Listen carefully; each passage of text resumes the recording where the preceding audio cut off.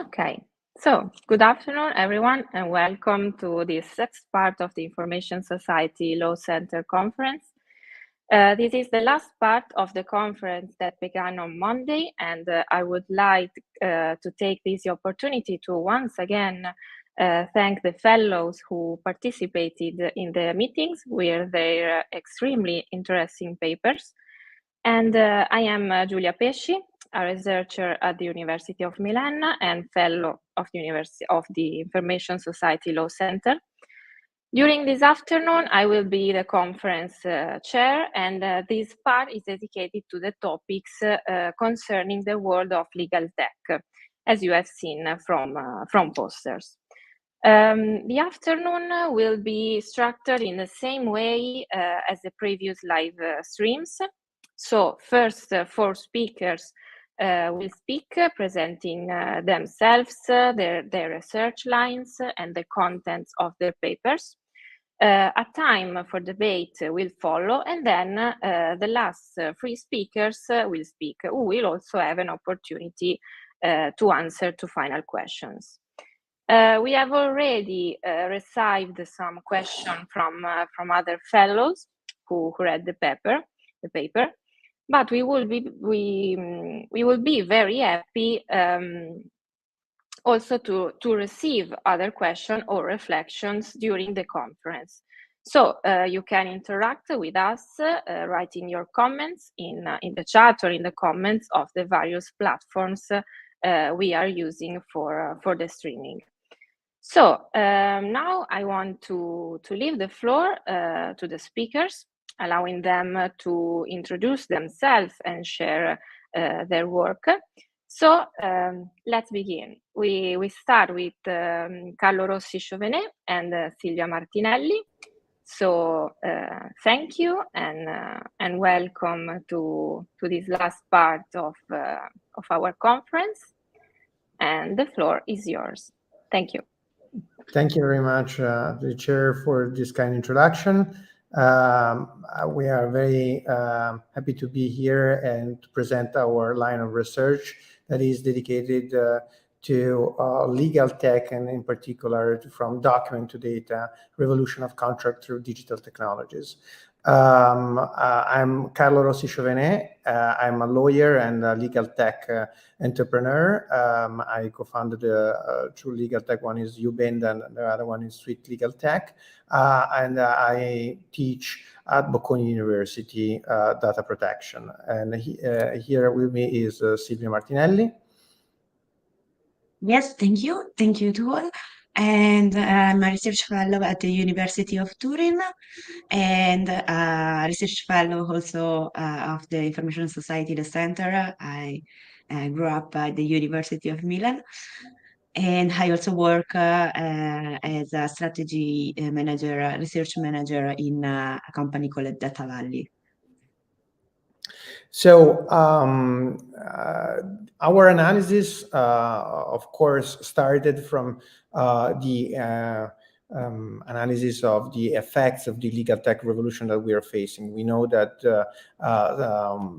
most of the lawyers have been reluctant to embrace the usage of these new technologies, but on the other hand, the impact of the use of these technologies has already been seen in the organization of the law firms.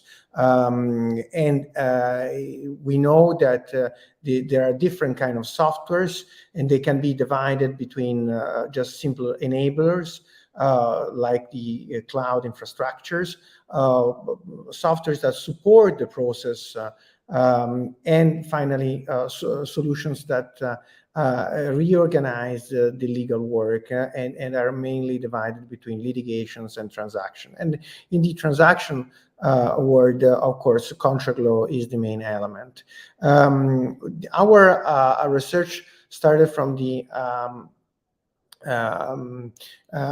understanding of the fact that the contract cannot be seen anymore as a simple document, but it's a series of information structured by different tools, and therefore we see more and more that the agreement, the text of the agreement, has the shape and needs to adapt to the technologies in which is delivered and through which is delivered to the parties.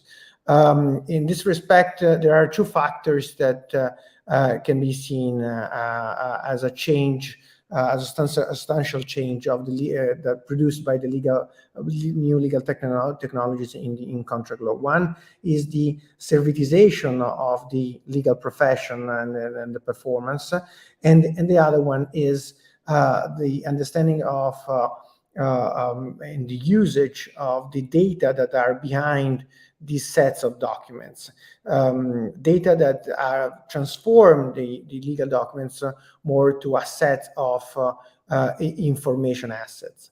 The legal performance with regards to contract law has evolved from an artisanal work to an industrial activity, especially with regards to the activity carried out by the legal consultants within big tech companies. And contracts are the output of specific protocol and tools that are designed by these lawyers. When we talked about contract law softwares, we should divide the tools in three different main categories. One is dedicated to the contract analysis, softwares that are dedicated to the analysis of the text and the attribution of a specific agreement between the parties. The second series of tools are contract drafting tools, which on the basis of questionnaires and decisional trees enables the parties to one of the parties to set the first draft and deliver it to the other parties. And in this regards, we can distinguish between B2C and B2B contract drafting tools. And finally, a more broader category, which is the management of the contract life cycle. And these tools tend to be, as I said, broader in the sense that include also sign tools and storage tools that enable to organize the entire life cycle of the agreement from the drafting to the signing to the change management and archive of these agreements. These tools redetermine the process of concluding agreements. So in this regard, the interaction usually between the parties can be managed with pre-written standard emails. There is the production of a corporate playbook or a law firm's playbook with the main agreements that are usually more often used. And the drafting phase is a series of acts that takes place online in an online collaboration. So there is no anymore the exchange of versions of documents through emails, and the drafting is continuous because it's continuously made with continuous comments that are shared between lawyers and the parties. As I said, this is slightly different when we consider the B2C drafting. So when there is usually a company that is offering services online and want to organize and produce a new draft of their terms and conditions. There are more and more solutions. One of these is Ubenda that enable companies to draft contract in different languages and embed this agreement in their websites. In this way, it's not anymore only the company that has to deal, or the lawyers to deal with the drafting of these agreements, but is a service that keep in their service the model and is continuously updated depending on the law, on the evolution of the law. This is an example instead of a solution for the B2B drafting that is based on a questionnaire. Usually companies use, like in the case of iCertis, is another tool for drafting a proper playbook. As I said, where specific clauses are included and continuously monitored in a way in order to make the agreement that is produced by this software more respondent to the needs of the company. And then we have sign solutions. So one of these is, for example, DocuSign, that became very popular, and there are clauses that enables the parties, or actually force the party, to use this tool to sign these documents, or to use these tools to authorize, to manage the authorization process within the companies, each companies, in order to have the to empower the representative of the company to sign the agreement. Remember that these documents are uploaded in a third-party server, and therefore there is a sharing of this information with a third party that most of the time is not located within the EU. Softwares are used to monitor the metadata around the agreement and to display that continuously to the legal counsel that are responsible for that internally to the organization. And so from this very brief presentation, we can set some first kind of conclusions.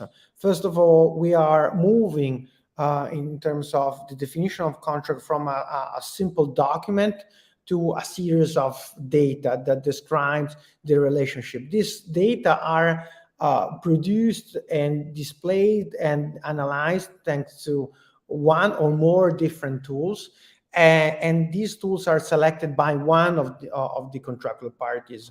And most of the times, contractual parties are not used to the same tool. So instead of the battle of the forms that we know as lawyers, we have more the battles of the tools. The contractual process is continuously monitored, and the information that are extracted from this monitoring are used to evolve and adapt the agreements text and to monitor corporate compliance risks. In this way, the extensive usage of AI to specific tools like Luminum or more general tools like what we are seeing as ChatGPT may enable to red flag anomalies and to make the first draft more resemble to the market standard. The legal work tends therefore to be closer to more an engineering activity, where lawyers are required to organize and monitor the process to be efficient and not only effective, and to reduce therefore the cost and time in the creation and management of relationship as clients require, and to have agreements that are more predictable and certain in terms of potential litigation on that. And therefore, it's not anymore the time of lawyers that are greedy, where greed is something good in the terms of getting more to one party instead of the other, but it's more to be closer to the framework that the market has set. I leave the floor to Silvia to continue on this. Thank you, Carlo. So starting from this new contract law scenario, what are the new questions for lawyers, for jurists, and also for legislators and researchers. The first one is the new legal tech software a new intermediary? How can we use this data? How it will impact contract law? This new process for the conclusion of the contract have to impact the drafting, as we see, the conclusions of the contract, but also there are possibilities to monitoring the execution of the contract and the different contracts of a company or during time. This can might just change also contractual types as we know it. What happens in this scenario to the contractual clauses? What are the new problems on that? How all of this will impact contract law? Fine. For the first one, it's clear that here we have a new intermediary. It's a new intermediary in the relation between the parties, and it's an intermediary, as we see also in platform, that use data and software to manage the relationship between the different kind of user, business user or consumer. And the legal tech operator can orientate the contract, the structure, the clauses, and the content. And it can also it can be considered a new intermediary in the contractual relationship. Another problem, another question is about the data collected by this new intermediary and the possibility to use it and analyze it both with all the information or with anonymized data. This analysis can help also the researcher working on contracts and contract law, but also the legislator. And RegTech can be used both for compliance from on the side of the professional or companies, but also it can be used also for the legislator to control and put some block on the possibilities of the party. It's something that is called also by design. In the software, we can introduce mandatory rule by design, but also we can manage contractual type and contractual models in a new way. We have more information about contracts and also on unbalanced contract. And maybe it will be also possible to analyze new status of weaker person, weaker parties, and create new regulation with a more personalized law. So the conclusion is that here, it's a first conclusion, that here we have this new subject, these new intermediaries. They use software and data processing, but they have a strong influence on the contract and on the parties. There is a problem, obviously, on the applicable law and on the languages for the diffusion and develop of this solution. This can be a new way to improve and stimulate the circulation of laws and contracts among countries. And it can be also a new way to import contractual models and laws from country to country, also with the possibility to analyze business data. And so there are obstacles to the use and diffusion of this new software, but the also professional companies and also the Europe can lead these new ways to conclude contract and promote new responsible smart model. And finally, this can also be a new chance to restyle European law models and principles for contract. And thank you.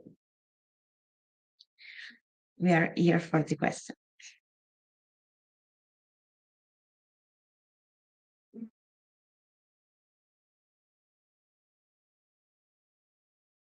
And Giulia, I can hear you. I think that you are okay. Now, yes, I think. Okay. I said thank you very much for your work and congratulations. And now I leave the floor to Alessandra Calvi, and then we can discuss together about your works. Thank you. Thank you.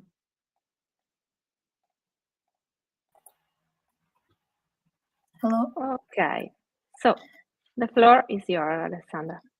Thank you very much, Giulia. So good morning, everybody. I will just briefly introduce myself now. My name is Alessandra Calvi. I am a PhD candidate in law and computer science affiliated to the Vrije Universiteit Brussels, where I belong to the research group on law, science, technology and society, and to the DPA lab, and to CY Sergi Paris Université, where I belong to the ETHIS research group and the NCF Faculty of Engineering. As I told you, I'm doing a joint PhD in law and computer science, and my objective is to investigate data protection impact assessment in the context of smart cities. And in particularly, I would like to understand to which extent it could be turned into an instrument for empowering data subjects, especially when they belong to vulnerable and marginalized groups. And at the same time, again, in an optic of empowerment for people and users, I'm investigating how to use that protection impact assessment as well as other forms of impact assessment to enhance AI fairness. In the contribution of today, I went a bit beyond my, let's say, comfort zone research-wise, because I decided to discuss something a bit broader, but it's still connected to my PhD. And these are the fairness-related challenges that derive from opening data of smart cities. So now, without further ado, I will just introduce briefly my extended abstract. I divided it into 6 sections. And first, I discuss new trends in data policies in the EU. And then I focus on a specific piece of legislation, that is the Data Governance Act, or DGA. Then I discuss the data protection-related challenges thereof, the fairness-related challenges thereof, as well as other criticalities, and I propose a possible solution to address them. So I will be telegraphic here as the new trends in data policies in the EU. The impression I have is that after that, the General Data Protection Regulation, the Law Enforcement Directive, the EU DPR, that is the equivalent for the protection of personal data in the context of European institutions, were approved, it seems that European legislators have shifted their priorities. So from personal data protection to data sharing as much as possible, also with the objective of accelerate AI development. Accordingly, there have been a lot of new regulations proposed, among them the Data Act, the Artificial Intelligence Regulation proposal, but today I want to focus on another instrument that has already been approved, that is the Data Governance Act. Very briefly, the Data Governance Act introduces 3 main novelties. First of all, it broadens a bit the scope of the Open Data Directive and of the regulation on the free flow of non-personal information, insofar as it allows the reuse of personal and protected information held by public sector. This in accordance with the principle of openness by design and by default that is recalled in Recital 9. Secondly, the regulation establishes and regulates data intermediation services that provides indeed services intermediating between, on the one hand, data subjects and data holder, and on the other, data users. And among these data intermediation services, there are also data cooperative that acts rather in the interest of their members. Finally, the third building block of the Data Governance Act is the data altruism. Indeed, the DGA introduces this concept of data altruism that is based on the voluntary sharing of information by data holder and data subjects for objectives of general interest. So I started to reflect about it in the context of smart cities. And in general, I would say that the DGA could bring some advantages, because in principle, open data could promote greater accountability on, for example, municipalities and other public institutions, as well as citizen scrutiny. Then it was argued that data altruism and data cooperatives could actually empower data subjects, and also it seems possible that they could promote the adoption of more bottom-up smart cities initiative. Yet, in this contribution, I would like to challenge a bit this optimism, and therefore I have reflected on some challenges brought about the DGA. First of all, data protection related. This is not the most innovative part of my paper, because I relied a lot on existing data protection scholarship. I have to say that most of the challenges that were raised by academics and data protection regulators against the back then DGA proposal have been addressed during the legislative procedure, although there are still some issues pending and some uncertainties as to the practical coordination between the DGA and the GDPR, especially as to regard how to coordinates the notion of data holder, data user with joint controllers, and so on. Also, I found some interesting contribution that put into question the applicability of the notion of consent that in the DGA need to be interpreted in accordance with the GDPR to multi-data or data relationship, but it will not be really possible to comply with the quite strict condition of consent under the GDPR. But here I would like to discuss something different that I think that so far has been overlooked by data protection scholarship on the topic of the DGA and data sharing, and that is the issue of the fairness-related challenges of the DGA. First of all, let me clarify this. Fairness is an extremely elusive concept, and there are multiple definitions depending on the sector. For example, for legal scholars, usually fairness is equated to non-discrimination, or at least related to this principle. In computer science, instead, it's different. Fairness is considered a mathematical property of algorithms, and therefore there are multiple fairness metrics corresponding to different definition of fairness. For ethicists and social scientists, there are also different understandings. For example, fairness has been equated to equality of opportunity and to issues of distributive justice and social justice, whereas from a data protection point of view, fairness has some further specificities because it becomes principle grounding data processing. So, I mean, there is not really clarity and uniformity as to the definition given to fairness. Under the DGA, I realized that fairness assumes a different nuance, because recital 2 calls for fairness data principle, that are principle of data management, in the sense that it seems that the priority or the fairness understanding in the DGA is that data needs to be made findable, accessible, interoperable, and reusable.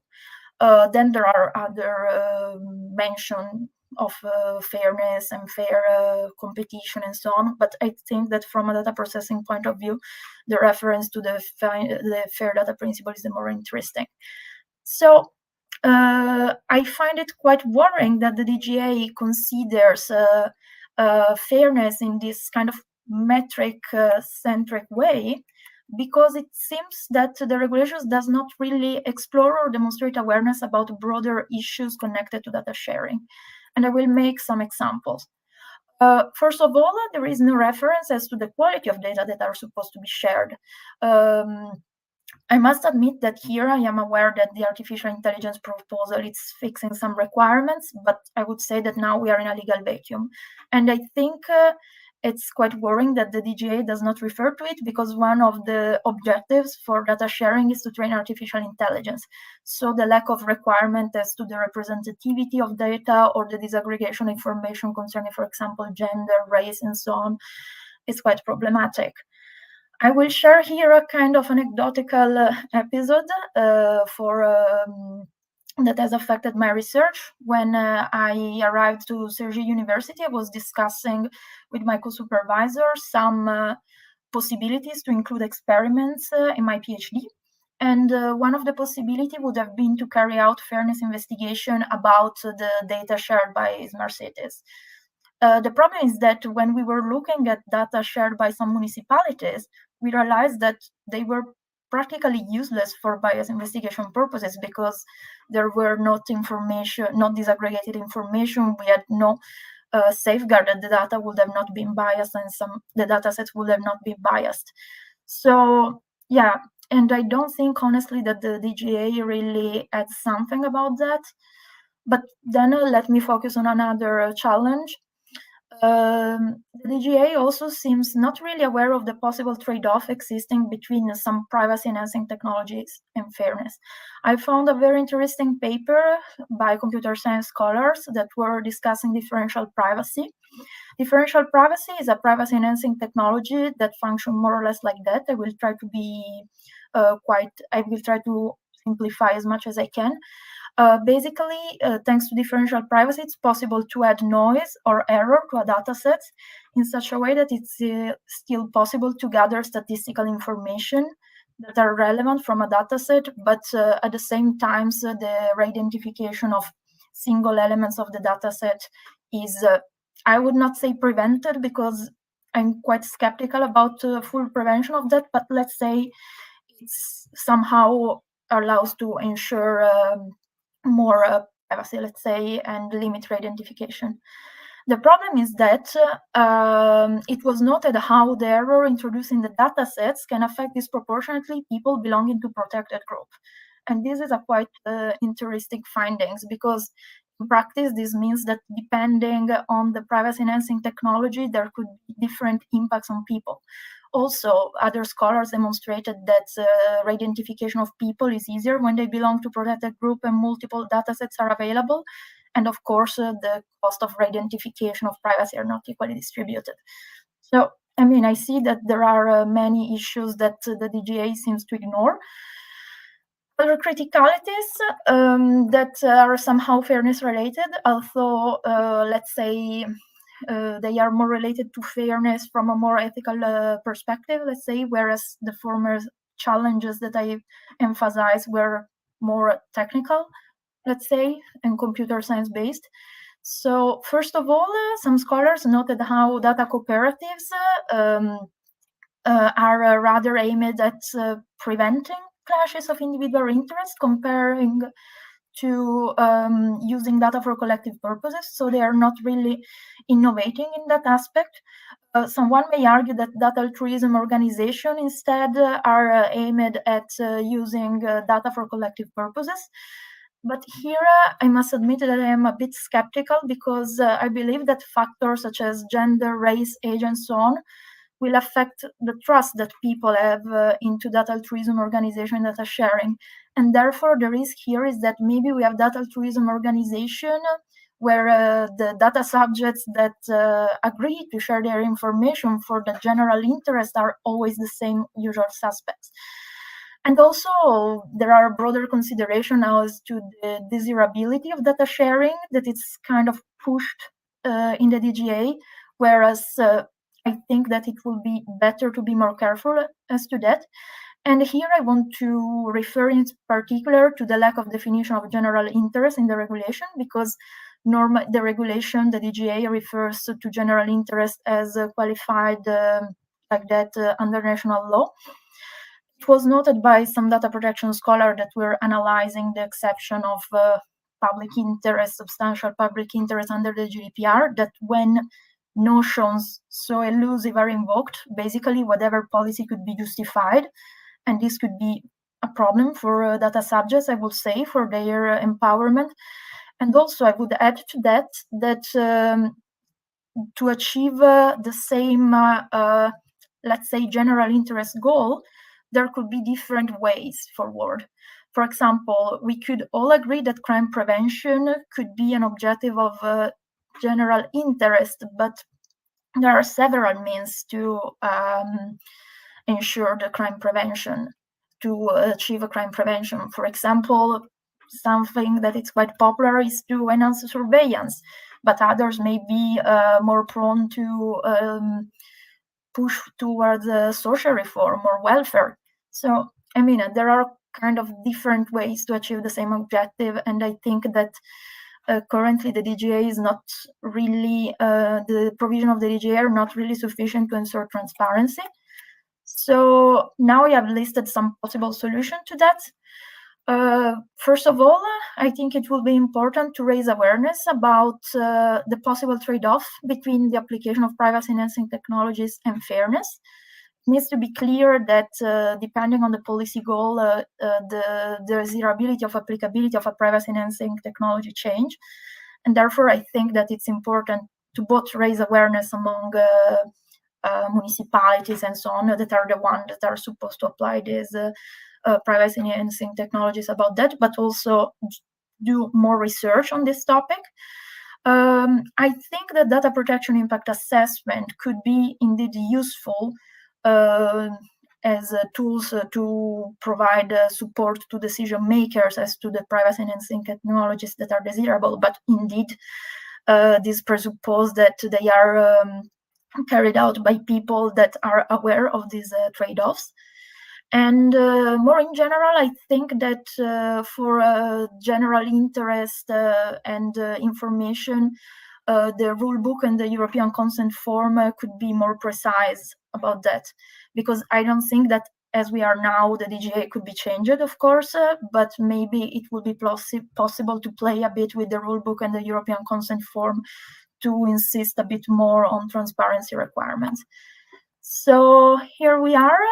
I will wrap up because I think I'm going a bit over time. I would like to thank you very much for your attention.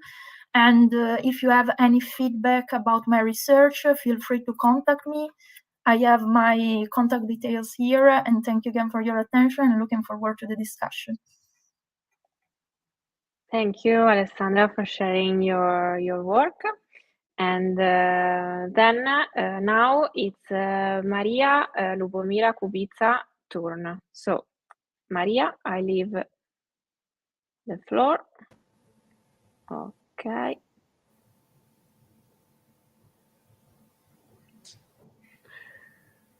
So. Okay. Thank you so much, Giulia. Thank you. I would like to express my gratitude first to the organizers of this conference. Thank you so much for the invitation. And a little bit about myself. I'm assistant professor of civil or private and comparative law at Loyola University of Andalusia. And I did my PhD at the Girona University with Professor Miquel Martín Casals several years ago. And starting from then on, I concentrated on my research concentrates on torts and now digital law as well. So today I would like to speak about enterprise liability and its application or implication for online platforms. I don't know how to, okay, thank you. So when it comes to enterprise liability was broadly discussed already in 19th century, but it was finally not recognized by the modern patrimonial law. So as a consequence, this institution, enterprise liability, was not didn't find any reflection in the national codes of such industrialized countries as Germany, United States, or France, for example. So consequently, in Europe, none of the national legislation, none of the national civil codes included a provision on enterprise liability. And this is the case as of now. We still are found in the same situation. So civil wrong nowadays constitute an individual omission of proper conduct and a consequence of personal misuse of freedom of action.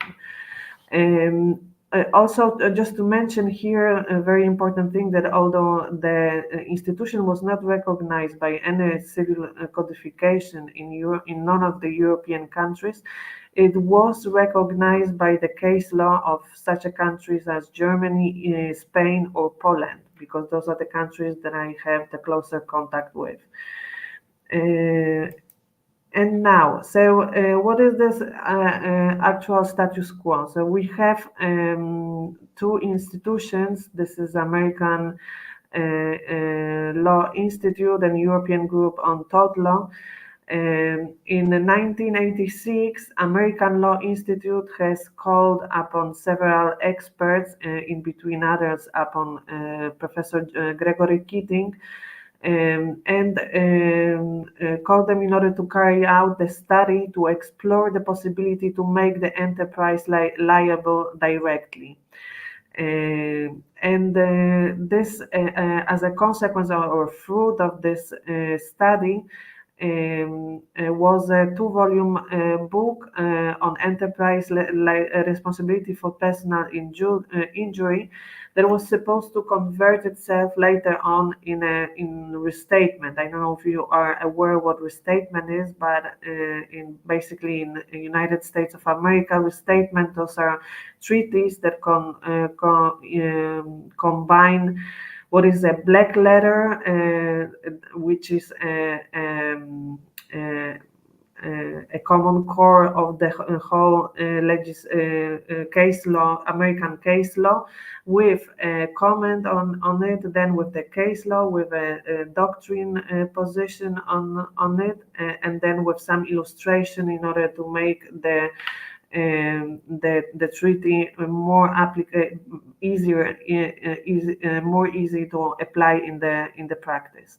And then we have European Group on Tort Law that under the American influence in the year 2005 introduced in its principles of European tort law a very novel provision on enterprise liability. So in America, we can say that it was, just to call it in the colloquial way, we can say that it was a dog that never barked. But here on European level, European Group on Tort Law is trying to promote this provision in its principles of European tort law. And this is basically the provision encapsulated in the Article 4(202) of the principles. This is the Spanish translation, led by my director of my thesis, Miquel Martín Casals.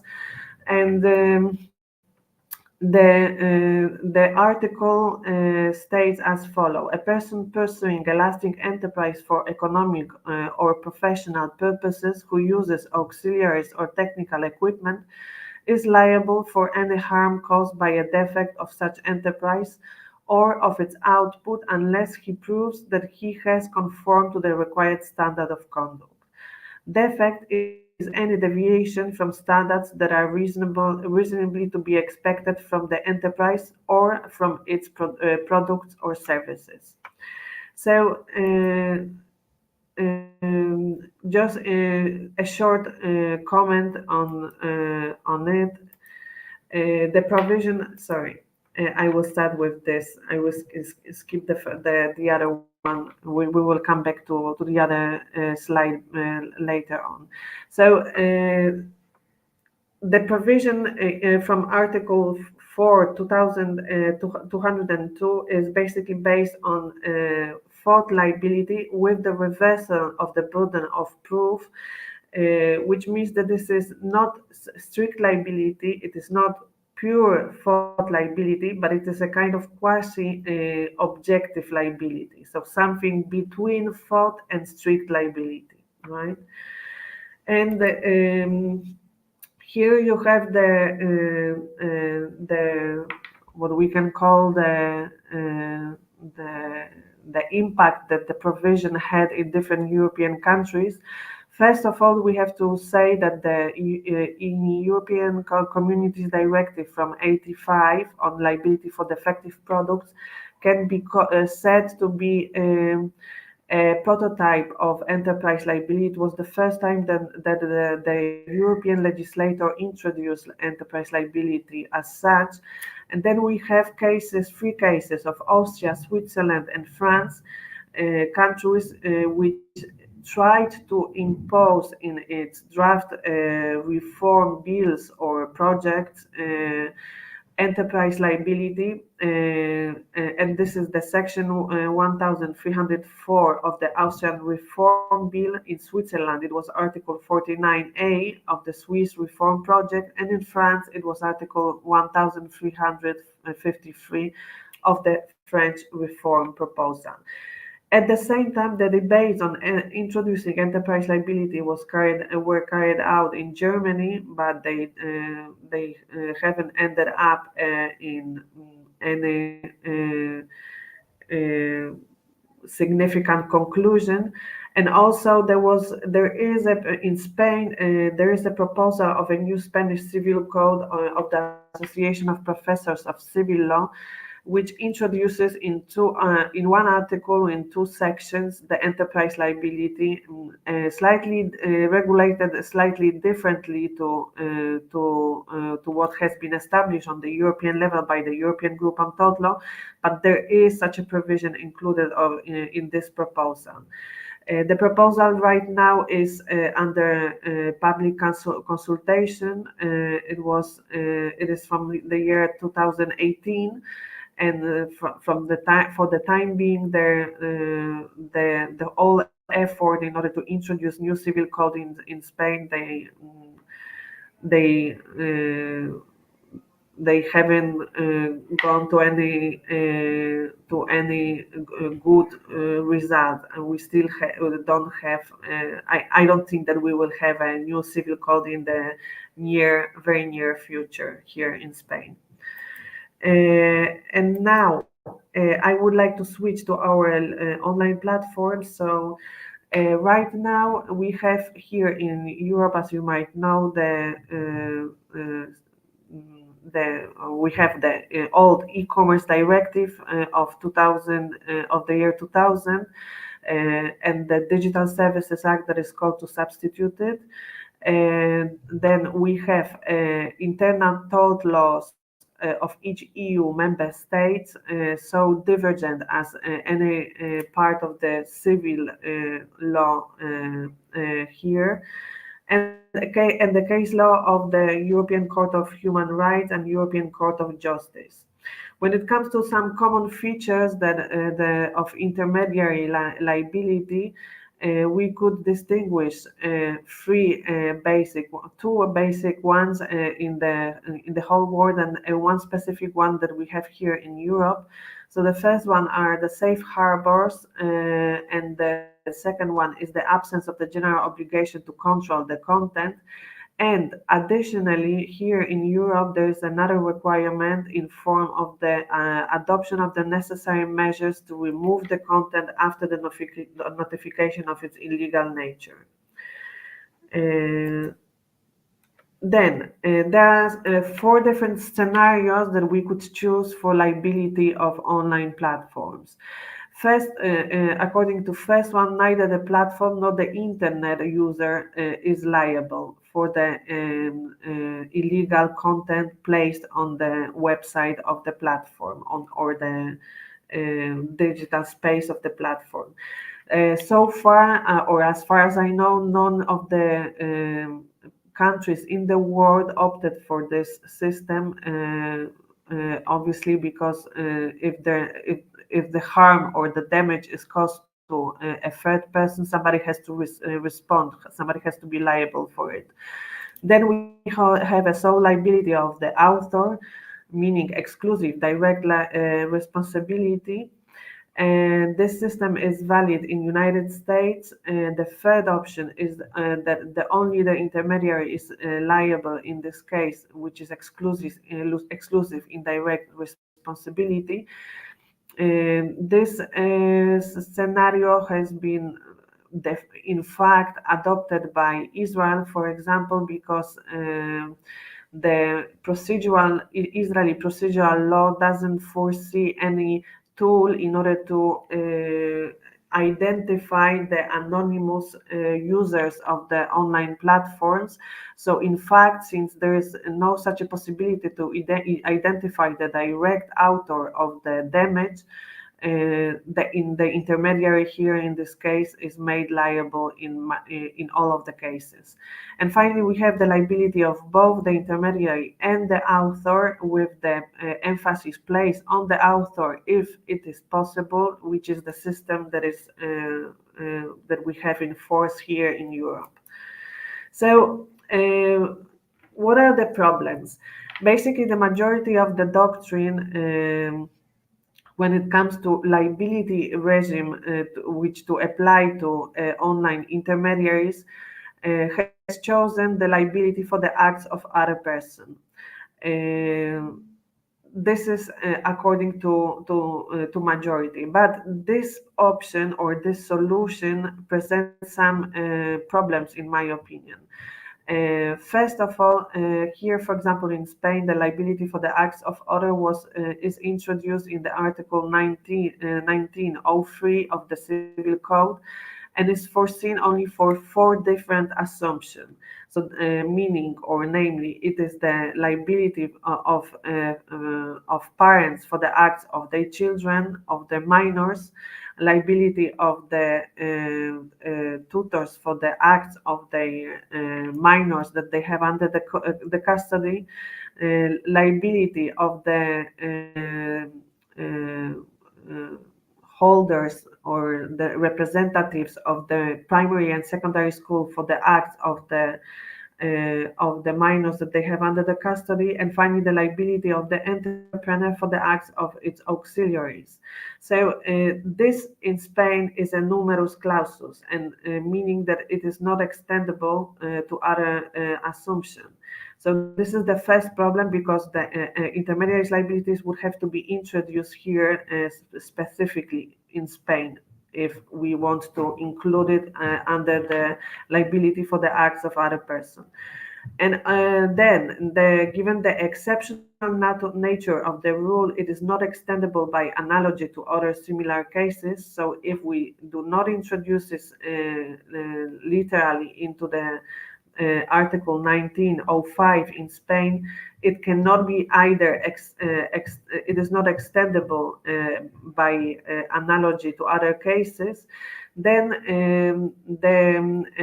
between the direct cause and the damage of the damage and the secondary actor, there must be a special relationship, meaning the damage must occur in the course of work.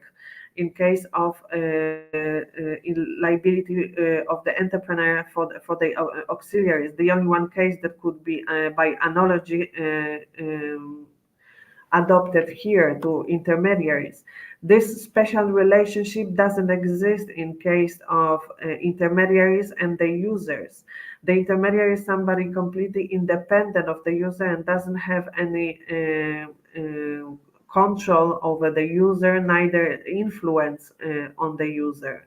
So this would fail, and this special relationship is true for all 4 assumptions of the liability for the acts of other, and is considered by the case law as an essential part of this liability regime.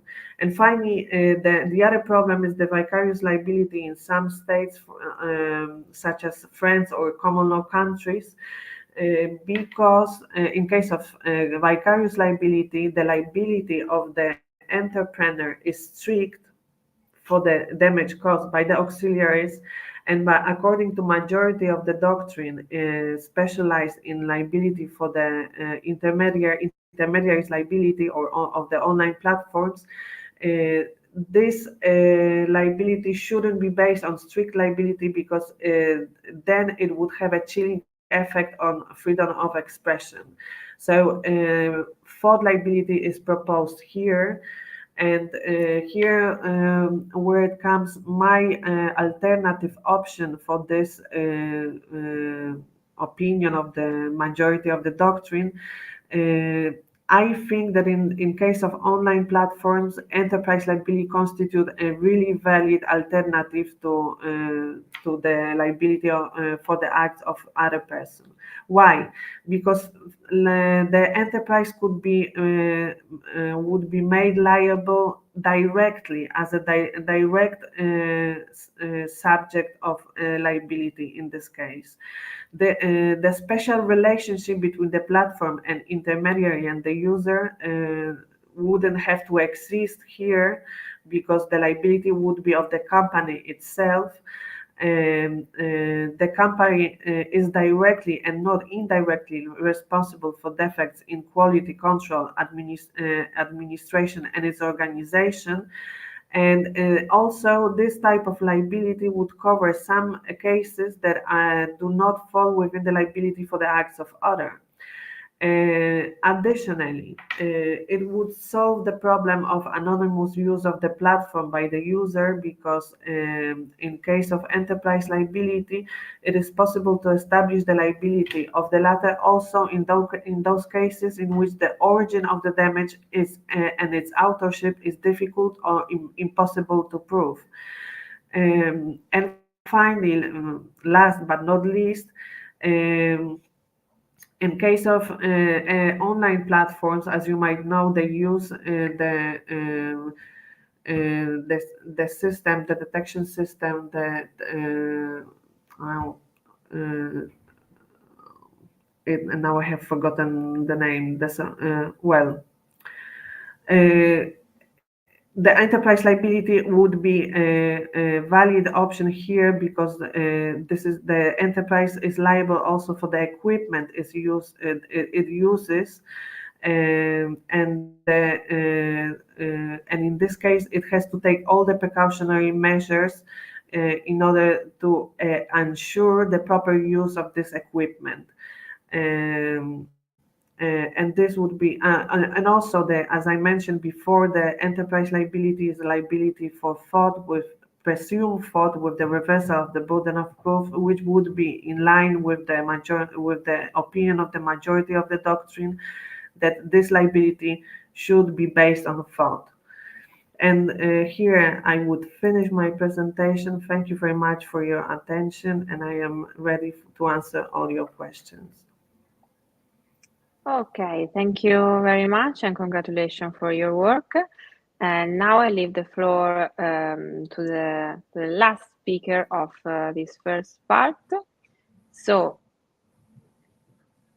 okay, Zoe Crocida, it's your turn. Do you have some slides to share or not? Yes, I have uploaded the slides. I don't know if... Okay, wait a moment.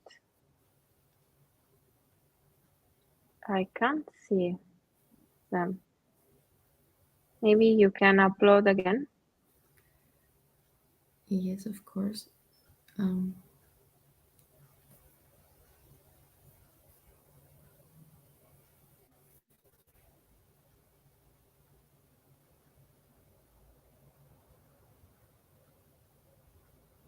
You have to share in the presentation.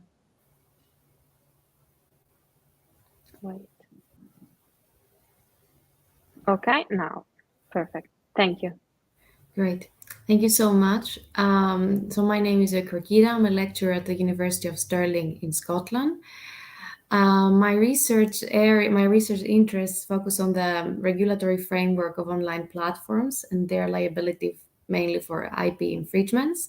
So today I'm going to discuss about Article 17 of the Digital Copyright Directive and the ruling delivered by the CJU in Article 17. As I'm sure that you're all aware that Article 17 of the Digital Copyright Directive is one of the most controversial provisions in the history of copyright law. During the legislative process in the Council and the Parliament, many key public figures emphasized the detrimental effect of Article 17 on the operation of Internet. This is because it provides a new regulatory framework for online content sharing service providers, or those providers that host content. And this new regulatory framework is based on primary liability rules and a set of liability exemptions that incentivize providers to use filtering tools. Such tools Such filtering technology, this filtering technology might place the fundamental rights of internet users in jeopardy. So, following the approval of the Digital Copyright Directive in the Council, an EU member state, Poland, filed an action for annulment of Article 17, arguing that Article 17 of the Digital Copyright Directive conflicts with Article 11 of the EU Charter of Fundamental Rights and does not comply with the limitations on that right to be proportional and necessary. So last April, on April 2022, the CJEU delivered its ruling and confirmed the compatibility of Article 17 with freedom of expression and information. In that ruling, which was of seminal importance, the CJEU provided clear guidance with regard to certain thorny features of Article 17, but on the other hand, some questions have remained unanswered and have been left to the discretion of the EU member states. So, more specifically, in the annulment action submitted by Poland against the Council and the Parliament, Poland argued that the obligations imposed on the online content sharing service providers to demonstrate that they make the best efforts to prevent the availability of infringing works and to prevent any future uploads of infringing works would undermine the essence of the right of freedom of expression and would fail to meet limitations in terms of proportional and necessary measures. The key points of the judgment that have been delivered in April 2022. So first of all, the CJEU clarified that Article 17 introduces a specific liability regime. In paragraph 1 based on primary liability rules, and in paragraph 2 a set of liability exemptions where according to which the online content sharing service providers, they can escape from liability. In particular, the online content sharing service providers, they must demonstrate that they made the best efforts to obtain authorization from right holders in order to use copyright protected content online, made in accordance with high industry standards of professional diligence, best efforts to ensure the unavailability of specific works, and act expeditiously upon being notified to terminate or remove infringing content from their websites, and made the best efforts to prevent their future uploads in accordance with point B. So in that way, by clarifying that Article 17 introduces a specific liability regime, the CJEU signaled the shift from a secondary liability framework to a primary liability framework for those platforms that host copyright protected content. This means that these providers, they cannot anymore resort to the defense of the lack of knowledge of the infringing content, as this was set forth in Article 14, paragraph 1 of the e-commerce directive. So before the Digital Copyright Directive, the regulatory framework of those providers that are hosting content was regulated under Article 14, paragraph 1 of the e-commerce directive. But now, instead, they will be liable. The providers will be liable regardless of whether they have knowledge of the copyright infringement taking place within their services. Another key point of the judgment is the use of filtering tools and the justified limitations for freedom of expression. So looking at the judgment in paragraph 98, the CJEU explicitly held that Article 17 is compatible with freedom of expression. But it has acknowledged that the scope of the provision of Article 17 provides justified limitations on free speech. This understanding refers to the exercise of a fundamental right and its possible limitations as per Article 52, paragraph 1 of the EU Charter of Fundamental Rights, which states that any limitation on the exercise of the rights and freedoms recognized by this charter must be provided for by law and respect the essence of those rights and freedoms.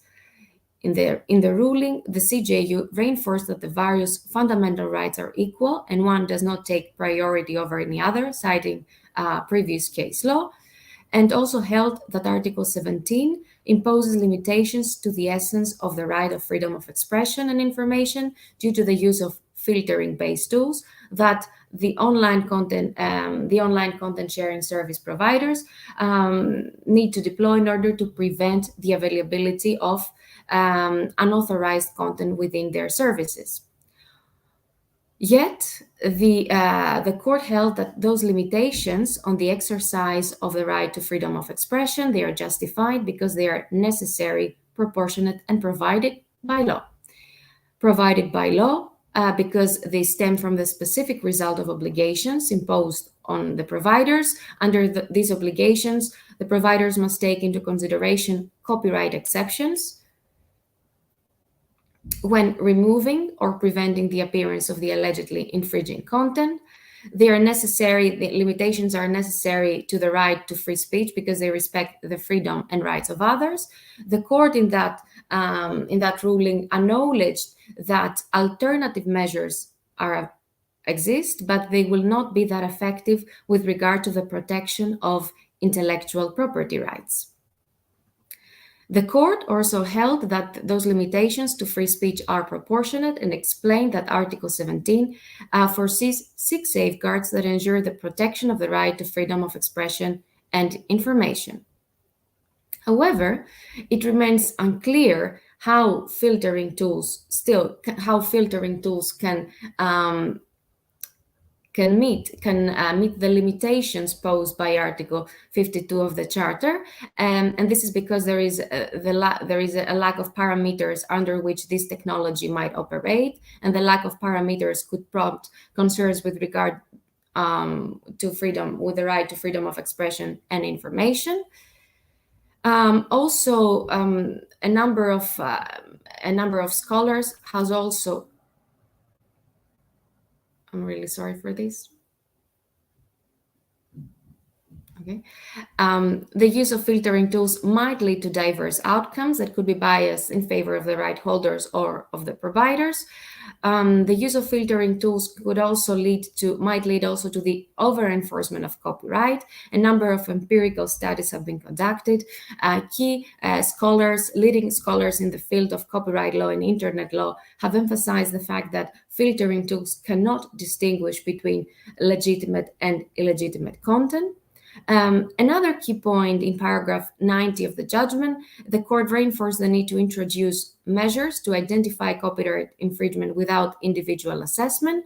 Of course, one might wonder how it is possible to identify copyright infringement without individual assessment.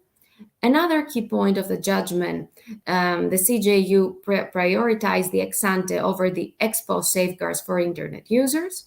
So the CJU, the court identified that there are safeguards for internet users in place.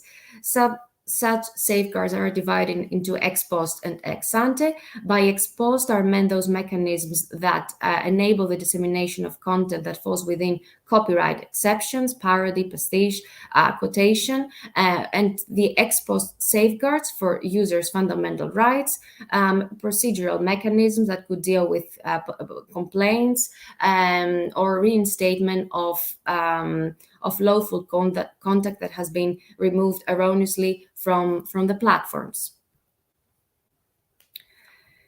Interestingly, in the judgment, the CJU refrained from elaborating on ex-ante safeguards for the user's rights and left the matter to the discretion of the EU member states.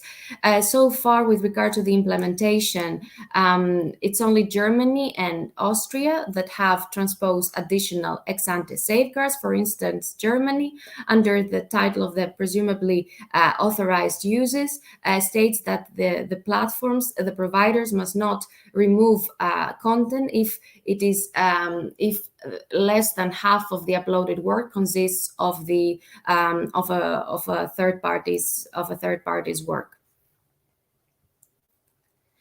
And this decision, which is, as I said before, it's of seminal importance for the transposition of Article 17 into the national legal systems of the member states, brings us to the dilemma between the minimalist and maximalist implementation of Article 17. Whether the member states should follow a minimalist or a maximalist transposition of Article 17. So on the one hand, a minimalist approach to the transposition amounts to the implementation of the minimum standards of the directive, and this could have advantages and disadvantages. On the one hand, it could avoid unnecessary legislative burdens, but on the other hand, if, for instance, the directive is it's not the scope of the directive is not clear, or there are controversial provisions, it would follow also to the national laws. A maximalist approach, on the other hand, it's also known as gold plating, and it is about the transposition of a directive beyond its minimum standards. So it gives the opportunity to the member states to impose additional requirements, standards, and obligations. Of course, it has as well advantages and disadvantages. It offers more flexibility to the national governments, but on the other hand, it could lead to fragmented practices across the EU member states. In the context of Article 17, a minimalist transposition seems to not to be actually the plausible solution, cannot heal the controversy that revolves around Article 17. On the other hand, it could be argued that the maximalist approach would manage. I'm sorry, I forgot that point, because the transposition would not go beyond the minimum requirements, would not take into consideration the guidance provided by the Commission and the ruling from the CJU. On the other hand, the maximalist approach could accommodate the guidance provided by the CJU and ensure that safeguards over in the internet users' rights would be put in place. On the other hand, a maximalist approach might lead to further fragmentation because member states could impose additional provisions that could amend, in a way, the purpose of the rationale of the directive. For instance, the Italian transposition states that the disputed content will remain unavailable until the decision of the communication authority. And finally, national courts might not also be able to solve disputes that revolve around digital copyright directive about the interpretation of the provisions of the directive, and they might send preliminary reference to the CJU, thus burdening in a way the workload of the court. Some concluding remarks here with regard to the judgment. It reveals, of course, a successful attempt of the court to put an end to the ongoing controversy around Article 17 of the directive, of the Digital Copyright Directive. Of course, it remains to be seen how the EU member states will comply with the judgment, whether they will make the appropriate amendments in the transposition of Article 17 into their national legal systems. Don't forget that last week, the implementation, despite the fact that the deadline has passed, it was the 7th of June 2021, last week 6 member states were referred to the CJU for not complying with their legal obligations to implement the directive into their national legal systems. So that judgment is of seminal importance for the transposition of the directive into the national legal systems. Otherwise, there is a risk of lawsuits from citizens along with different interpretations across the EU member states, and thus might place in jeopardy the aim of the further harmonization in digital and cross-border use of protected content. So this was my reflections on the ruling by the CJU on Article 17. Thank you so much for your attention. Feel free to reach out if you have any queries. Here are also my contact details at the university. Thank you so much. Okay, thank you so much, Zoe, and thank you all for your very interesting papers. Now we have to start with the question and discussion time. So,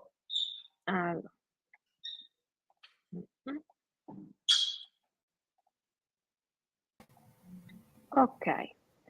So the first question is to Silvia Martirelli and Carlo Giovene. Please. Oh, I will take this question. Thank you.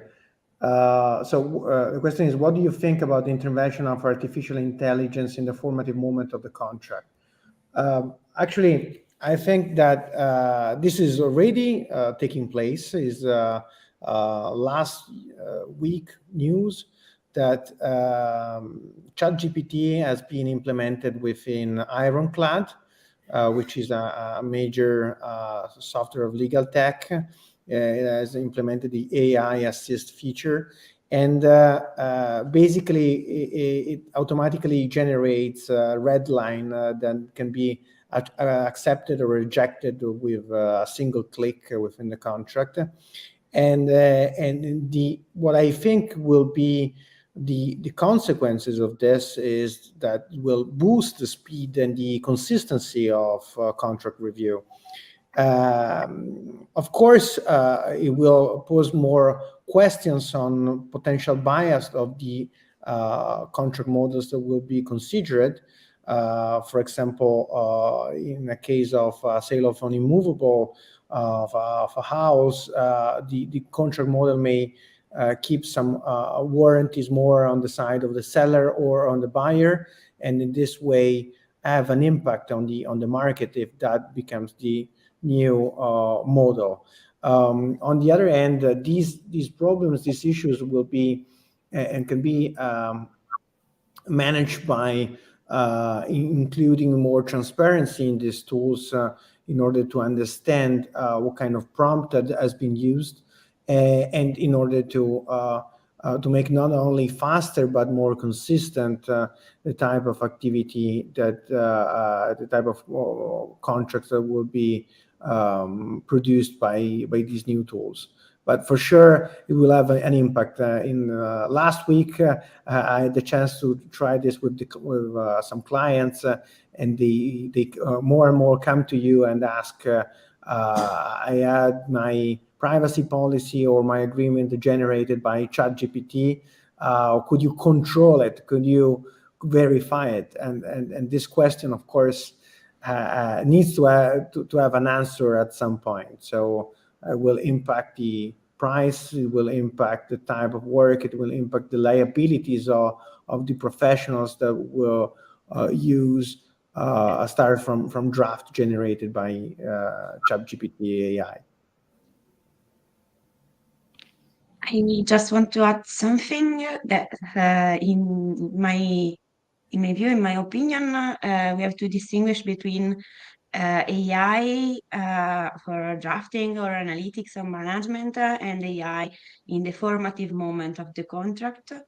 And in the majority of the cases, the AI is not used in the conclusion, in the phase of the conclusion.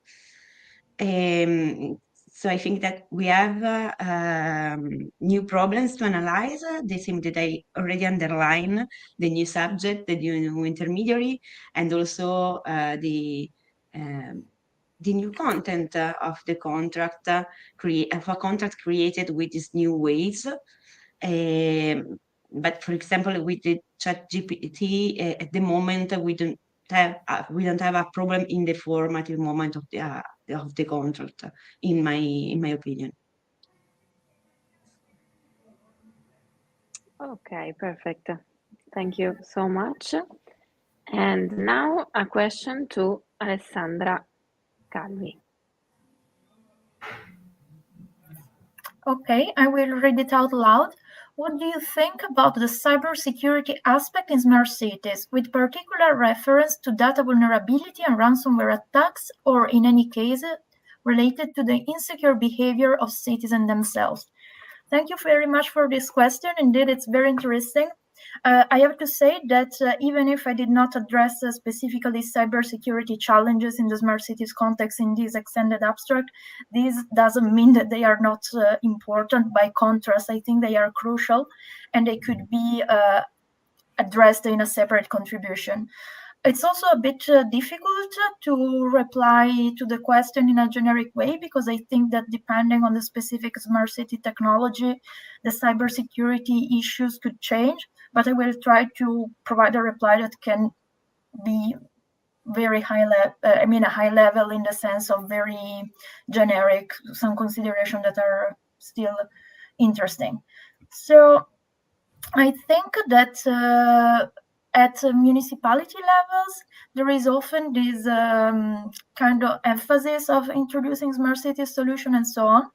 There could be awareness within municipalities, but unfortunately, my impression is that there is not really enough stress on the education of citizens about cybersecurity issues. There is no discussion about, at least not enough in my opinion, about the possible expectation that citizens can have from a cybersecurity perspective in smart cities. And also, I think that the awareness of people really changes because, for example, if a person works for a company or uses the laptop a lot for her work, it's more likely that it would have come across to some sort of cybersecurity training. By contrast, a person that has a totally different kind of job may be completely unaware of the possibilities of the possible cybersecurity risk. And this is the first issue that I could emphasize. Then I can say that there are some technologies, like I'm thinking about, for example, public Wi-Fi, that where the cybersecurity risks are more likely to affect people that rely a lot on them. For example, if a person, due to her income, does not have the possibility to afford a kind of provider of internet connection, perhaps it will rely more on a public Wi-Fi. So depending on their specific income or other characteristics, some people may be more vulnerable. And that's another point that I wanted to make. Also, this is not really perhaps related to this question, but I think it could be also interesting. Consider also the aspect of hate crime that can be used, that can be perpetrated through cyber attacks. I remember that a few months ago, I was investigating this case. I came across this news. There was an app that was developed by an NGO. So it was not really a smart city solution, but I think that it's a kind of interesting example because the same could be developed by a municipality. It was an app that aimed at registering harassment in the streets, I think against women. I'm not sure whether it was targeted also towards queer folks and so on. But it was victim of a cyber attack, and they had to basically discontinue the app because they received an overload of fake alerts in this app, accompanied with misogynistic comments. So for me, it was very touching because normally we are somehow used to think about cyber crime as something to be perpetrated for having a monetary for monetary purposes, but actually through cybercrime it's possible to perpetrate even more misogynistic type of attacks and more political one. So yeah, these are my 2 cents, and thank you very much for this question because it really triggers some more reflection in me. Thank you, Alessandra, for your reflections. And now a question to Maria Lubomira Kubica. I'm sorry. Yes, I will read the question because, well, how far will the European Union with its policy be able to intervene to change the traditional framework of provider responsibilities into more modern and more user and citizen protecting one? Well, I have to admit that I don't know if I understand properly the question, but if the question is about if the European Union should legislate on liability regime to apply to online platforms, because this is left for the national legislators to national legislators for the time being. I think that we have already an example of the AI liability directive, the project of AI liability directive, and we could see that the European Union already has taken the initiative in order to establish the liability regime in case of liability for AI systems within the European Union. I think that if we take into account that the digital market has a huge impact on internal market, and internal market as such is a part of shared competences of the European Union, shared competences which should be called more competitive competences, because once the European Union decides to take possession of some fields or of some zone of interest, then the European states are deemed not to intervene in this legislation process. I think that the European Union already did it with the unique digital market, and I think it would have a prerogative in order to legislate in this issue. I don't know if I answered the question properly. I don't know if the person who posed the question is in the public. I don't know. No, but I think yes. So thank you. And the last question is to Zoe.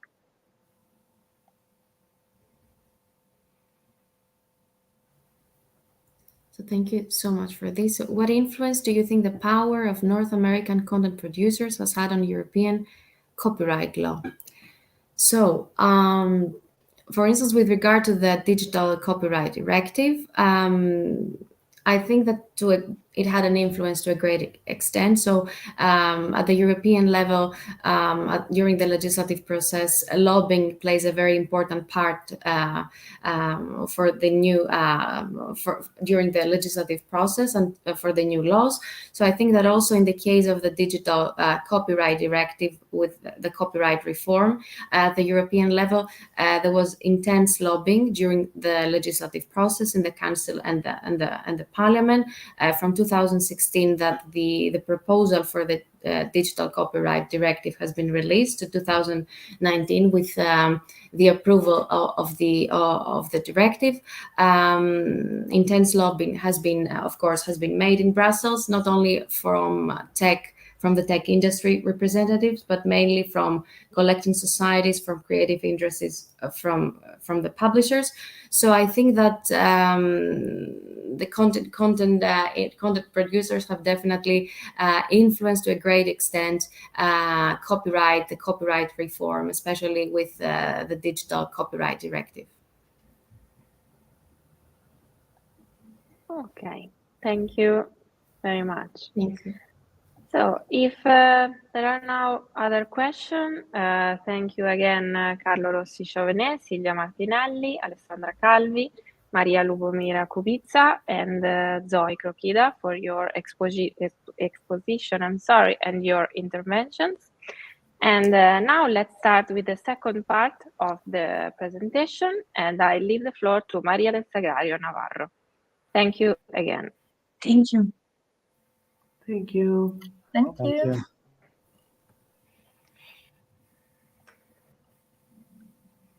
Hi, everyone. Can you hear me? Yes, thank you. Hi, Giulia. Good afternoon. Good afternoon. So I'm sharing your slide. Yeah, I think it's a slide. I don't know, do you have my presentation? I can't see them. Maybe you can share again or upload. Okay. I think. Okay, now, okay. Yes. So, please. Okay. Yeah, thank you. My name is Maria del Sagrario Navarro Lerida, and I'm junior professor in commercial law in the Castilla-La Mancha University. Yeah, first of all, I want to thank the ISLC for the organization of this conference. It's a very pleasure for me to belong to the Institute as a fellow and to be here today. My work links the concept of Web3 and blockchain, in particular how the phenomenon of DAOs is a nuclear element to understand how communities are going to be organized in the near future. The concept Web3 has a philosophical connotation of decentralization and democratization of the internet. Well, Web1 was the first generation of the internet, characterized by static pages and limited interactivity. Web2 introduced the ability for users to generate and share content, leading to the rise of social media and e-commerce platforms. Web3, also known as semantic web, focused on creating a more intelligent and decentralized internet using technologies such as artificial intelligence and blockchain. It aims to improve user experience and put users in control of their data. In Web2, users are the data corporation on the platform and the code is closed. In Web3, users own their data, contributors own the platform, and the code is open.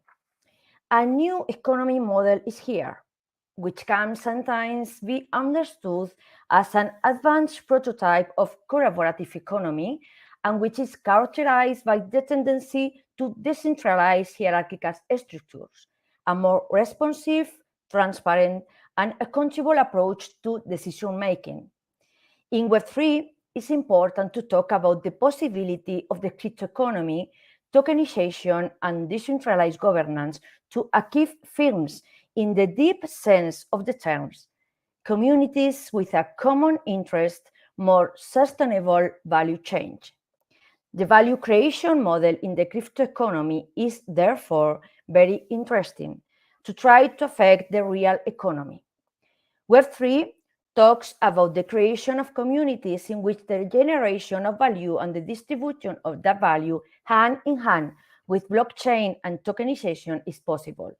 A more equitable mode of governance in which the different stakeholders participate.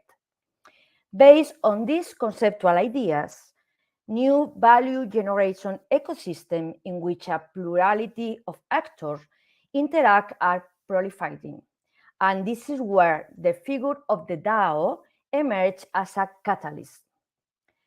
These ecosystems adopt a to-earn formula. The challenge for the lawyer is to understand the specifics of each model, but mainly to understand what have they in common. A decentralized governance system that creates incentives for its participants. Play or game to earn. Web3 gaming is all about giving players ownership of their in-game digital items and using tokens to create in-game economies. Learn to earn.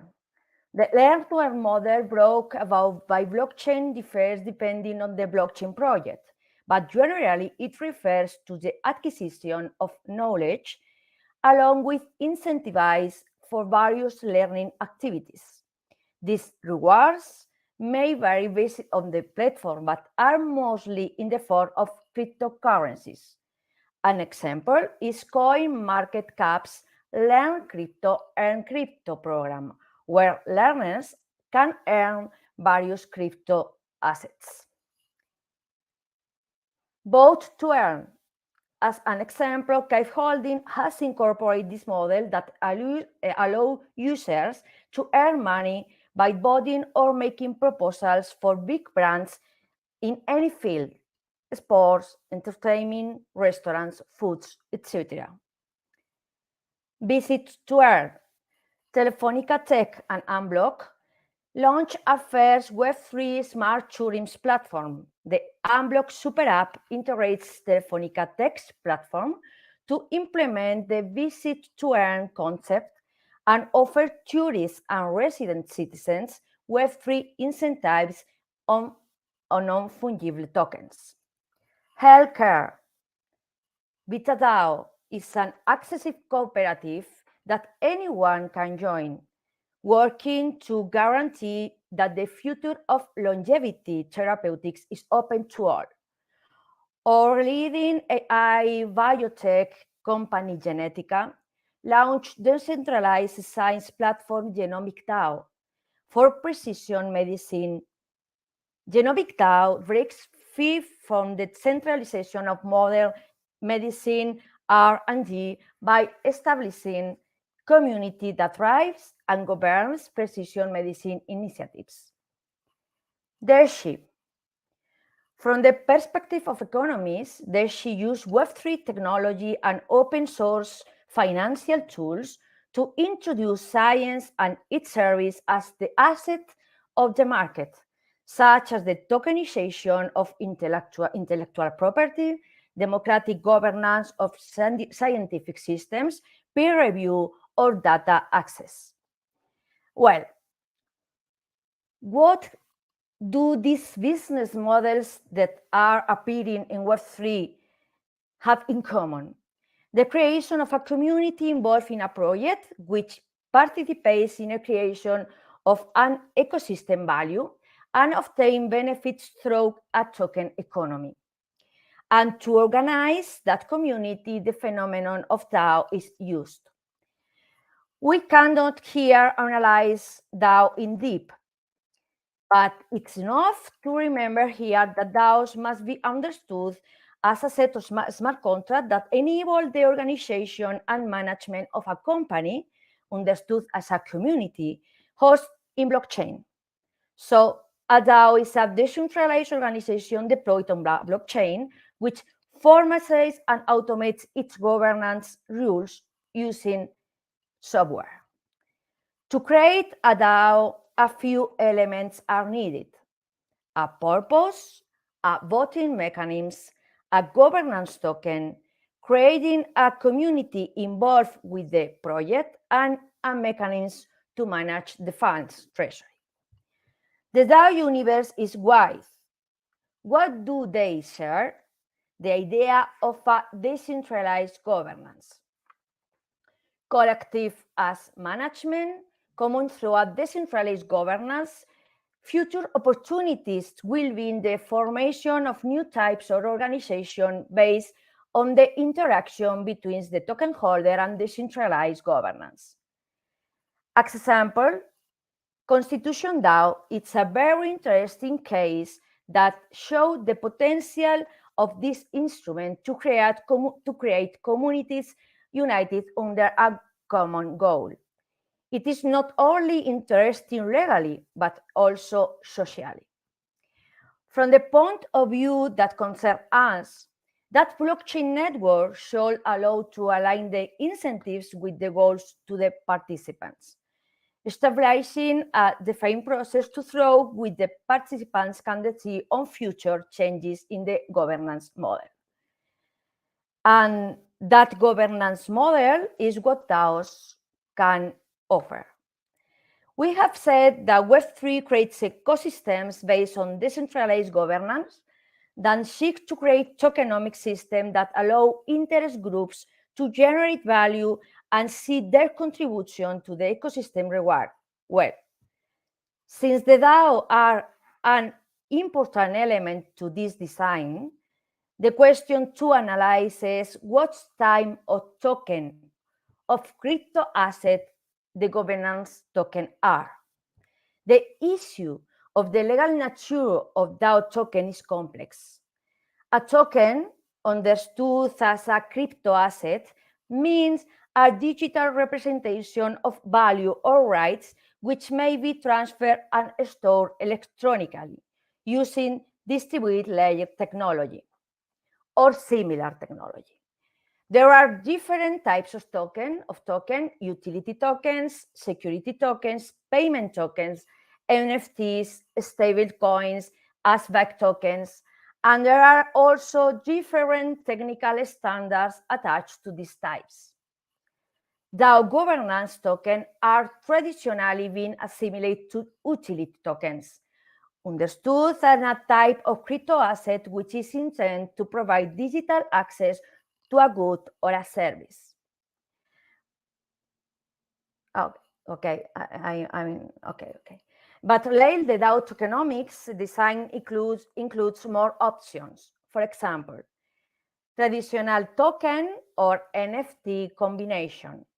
In short, the question has to do with the rights that are tied to the condition of token holder in the DAO, or explore the use of soul-bound tokens in the field of the value chain, bound to an address, non-transferable, and thereby non-tradable, are meant to represent something purer and more tied to the identify of contributors.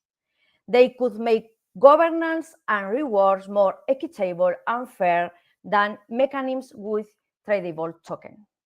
Now, in the framework of our reflection, let us think of a value change. This is related to a very interesting concept, the ARM user. Web3 economy requires new terms turning passive platform users to Web3 blockchain and DAO's economies, user, owner, and decision maker.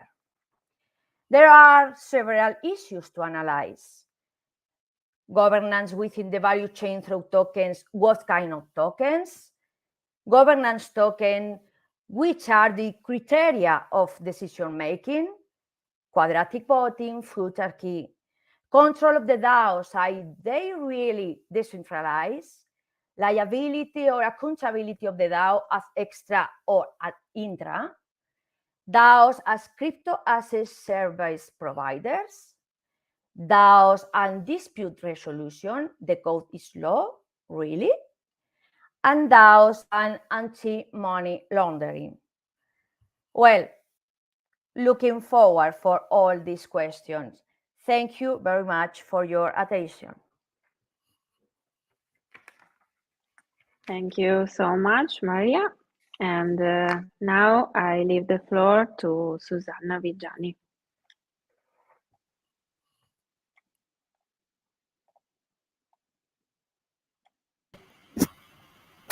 Okay, Susanna, the floor is yours.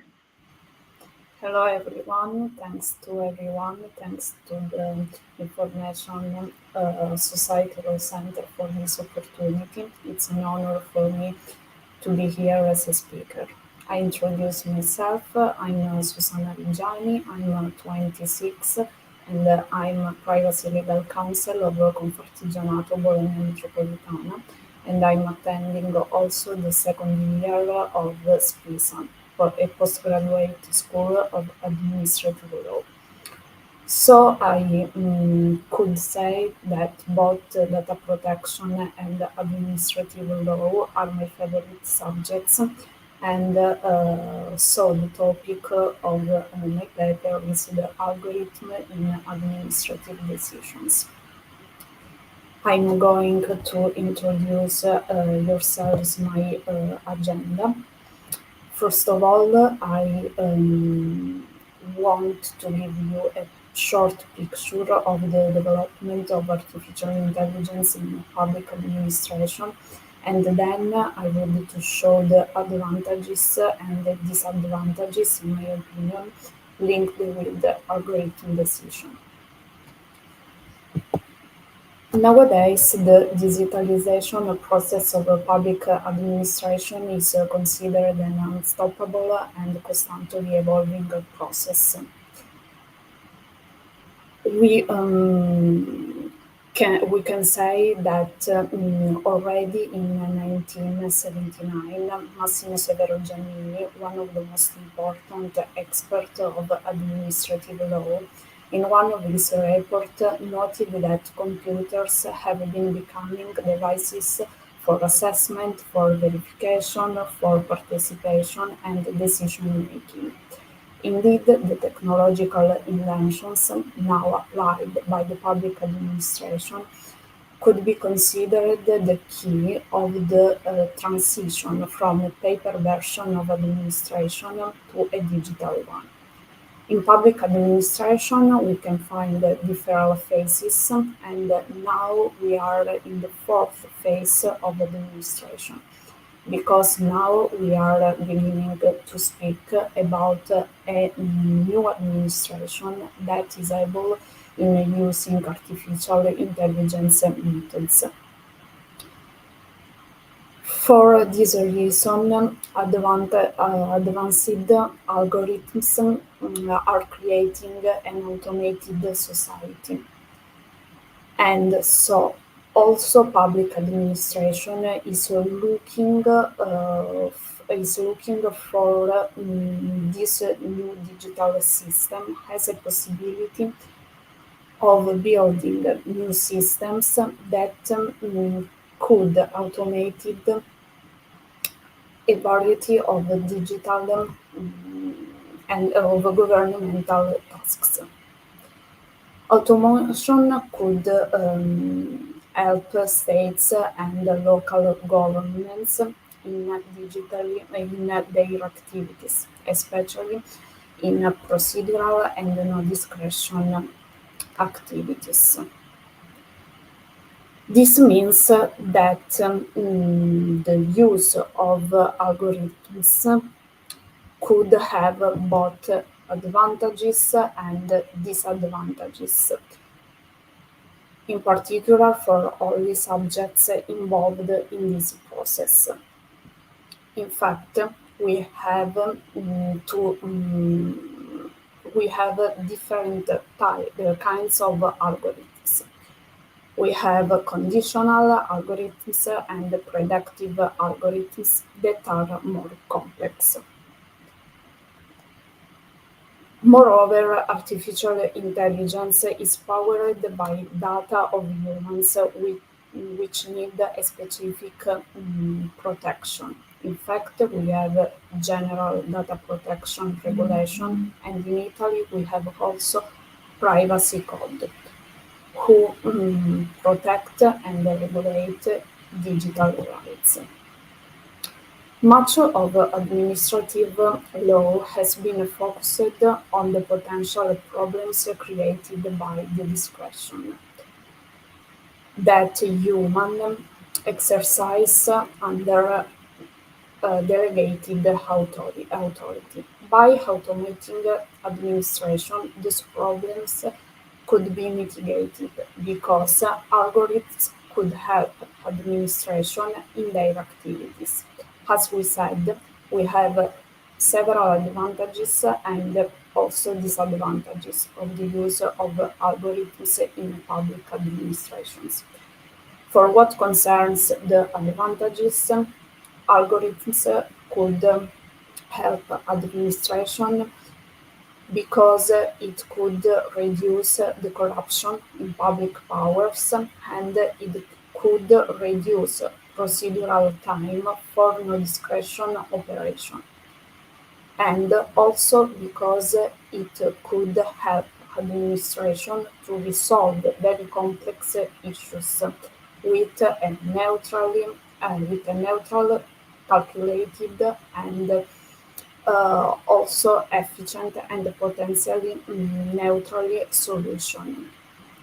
But it depends on the kind of algorithms. More complex algorithm, better its performance, but bigger its risks. In fact, as a result, the sixth section of Council State and also doctrine have encouraged in several sentences the use of artificial intelligence tools in public administration. But the Council claims that algorithms could respect all the principles of good administration, such as impartiality, efficiency, and transparency. This means that all the subjects involved in these processes have to know that public administration could use artificial intelligence tools. According to the in addition, according to the Article 22 of GDPR, no one can subjected on a decision just based on an automated process. This means that administration have to inform always the subjects that there is the possibility of using artificial intelligence methods. For what concerns the disadvantages, in fact, one of the most important problems linked to the algorithms in a public administration is the opacity of algorithms, and consequently the difficulty in explaining algorithm, in explaining its autonomy, and also the control on results obtained by algorithm. For what concerns the explicability of the algorithm, the administrative activities must always be made on a given norm. But for this reason, we have problems to explain the process of the algorithm. For what concerns the results obtained by algorithm, it can never completely replace human intelligence.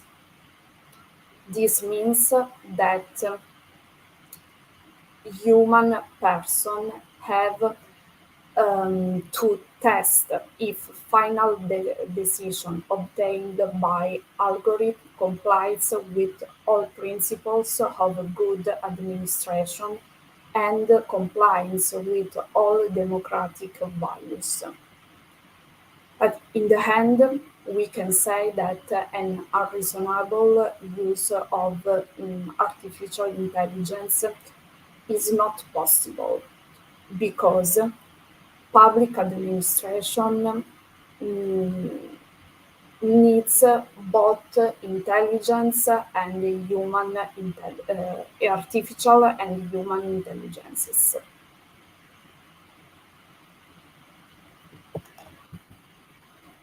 Thanks. Okay, thank you so much, Susanna. And now I leave the floor to the last speaker of our conference. So, Jacopo Cianisciola, here, please. Thank you very much, Giulia. I'm very happy to be here and to close the conference with this talk on the legal challenges of the digital afterlife industry and the new AI-driven memorial chatbots. I just share an outline of my presentation. First of all, I will try to introduce you to the last frontier of DAI with presenting these new technologies that are able to converse using the personality traits of a specific person. Then I will highlight risks and differential gaps with previous issues with digital identity. I will then try to show which different approaches have been developed by states in order to address the protection of personal data of deceased person, and then looking most of all to the Italian legal framework, I will show some inconsistencies among overlapping regulations that may work at the same time, may overlap when regulating personal data of deceased people. Let's start with the first point. We are in the throes of a digital revolution where a new digital afterlife industries is emerging, an industry aimed to monetize the digital remains of deceased people. This is a new object of study. Many lawsuits have been started in order to access personal data of our beloved ones. and some recommendation reports have been issued by associations in order to try to suggest remedies in order to protect personal data of deceased people. Most of all, because as we will see in a while, the data protection framework today does not grant any kind of protection to personal data of these people. Actually, maybe somebody of you will remember a Shifi series called Black Mirror, produced in the UK in 2011, that was concerned the story of a young woman grieving the death of her boyfriend. When she heard about a digital service that enabled to connect with a chatbot version of her late partner. Today, this possibility of digitally interacting with someone from beyond the grave is no longer the stuff of science fiction, and many media interested to this new phenomenon. For example, many media highlighted that James Vlahos created a deadbot, so basically a virtual representation of his deceased father, with machine learning allows the chatbot to predict how the dead would have reacted to current events, by analyzing basically his personal data, his opinion made and recorded when the dead was alive. What is particularly interesting is looking through patent registers, which provide an invaluable and truthful picture of the state of this technology. Patent registers show that in 2015, Google patented robots that can be customizable with personality attributes and related capabilities. And then in 2020, Microsoft secured a patent for a software that could effectively reincarnate people as a chatbot. It is quite interesting also looking inside the patent description. For example, Google patented a robot that would be linked to a cloud or may access a user device to determine or identify information about such users.